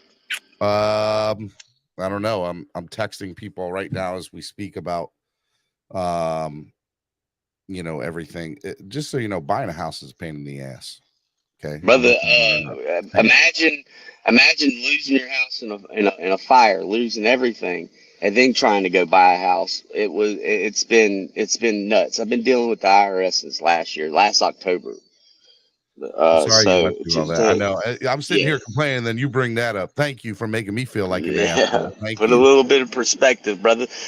Hey, you have a great day. I love you, but you got to get up with me about these things. I got you, man. You got to get these dates hammered out because I want to make sure so we can start promoing it. I got you, William. Be good, buddy. And if anybody's in Pensacola next week and August 25th, come see me at Doc's Hop Shop at 9 p.m. I'll be doing some stand up there too. Be good. All right, brother. All right, be good, brother. Yep. All right, Miami Sports Music's number one Miami fan morning show, Clock Blockers, right here on the Miami Sports Music Podcast Network. I had a couple people in the back. I'm not taking no more. I'm sorry, guys. I'm gonna wrap up the show. I'm gonna do final thoughts here. And then So number one, I appreciate everybody that came on today. It was a great Therapy Monday. I hope we have more Victory Mondays than Therapy Mondays, but it was what it was today. But it was fun hanging out and talking with y'all and getting y'all's perspective from the fans about where you think the team is at, where you think the team is at as of Friday night. So Dolphins are heading to Houston for joint practice. We should have live joint practice coverage. I'm hoping I'll get a couple of people live at joint practice in Houston to help me out. So I hope to have some of the same coverage that we had last week for you in Houston. So that should be good. If you guys like the show today, hit the like button. 150 of y'all in here, only 83 likes. Hit the like button. It helps. If you guys enjoyed the show today and like the content and you're able to, donate to the channel. It helps the channel grow. There are plenty of things I want to do and want to be able to do. And when you guys donate, it helps. It goes such a long way into moving the channel forward. Tomorrow is Hot Take Tuesday. I am hoping to have DJ Genesis on. I'll text him later, and hopefully we'll get DJ Genesis back on for Tuesday. Wednesday will be Wildin' Out Wednesday. Thursday will be Throwback Thursday with Cameron. And then Friday, Jason Sarney will be on, and we got a lot of other great coverage coming out for you. So I'm hoping to have some surprises thrown in for you this week. We'll see what happens. I should be setting stuff up with a couple people through other platforms too. So be on the lookout for that. I got a couple people that have reached out to me that want me to do some, show with them. And I will tell you, side note, little thing, not Dolphins related either. But for those of you who watch my late night stuff every once in a blue moon with Dougley Durong, we do it like once or twice a year. Dougley Durong and I are putting together a little something for late night. With not just football talk, just everything, sports, music, life in general. So be on the lookout for that in the coming month and a half, maybe the next several weeks. You should see something for that. We're putting all that together. So be on the lookout. I'm pretty excited to work with Dougley Durong on that. I'm excited. So man, dude, I'm working, man. I'm doing it. I'm working. Hit the like button, share the link. I can't grow without your help. I really need and appreciate y'all's help. When you guys donate, when you guys share the link, when you guys hit the like button, it all helps. All right. Tomorrow's Tuesday, Hot Take Tuesday. Hope to see y'all there. Should be a great show. For those of you who hung out with us today, thank you again. It was a lot of fun. Victory Monday, next Monday, hopefully, instead of Therapy Monday. All right. I love you all. Y'all the best. We'll see y'all tomorrow right here on Clock Blockers, the number one Miami fan morning show. Peace. In the winter column, whole squad been trained to go. Fence for life, we throw the foe. Singing this just to welcome bro. Who that? To a time. Time to grab, time to shine. To a time. To a time.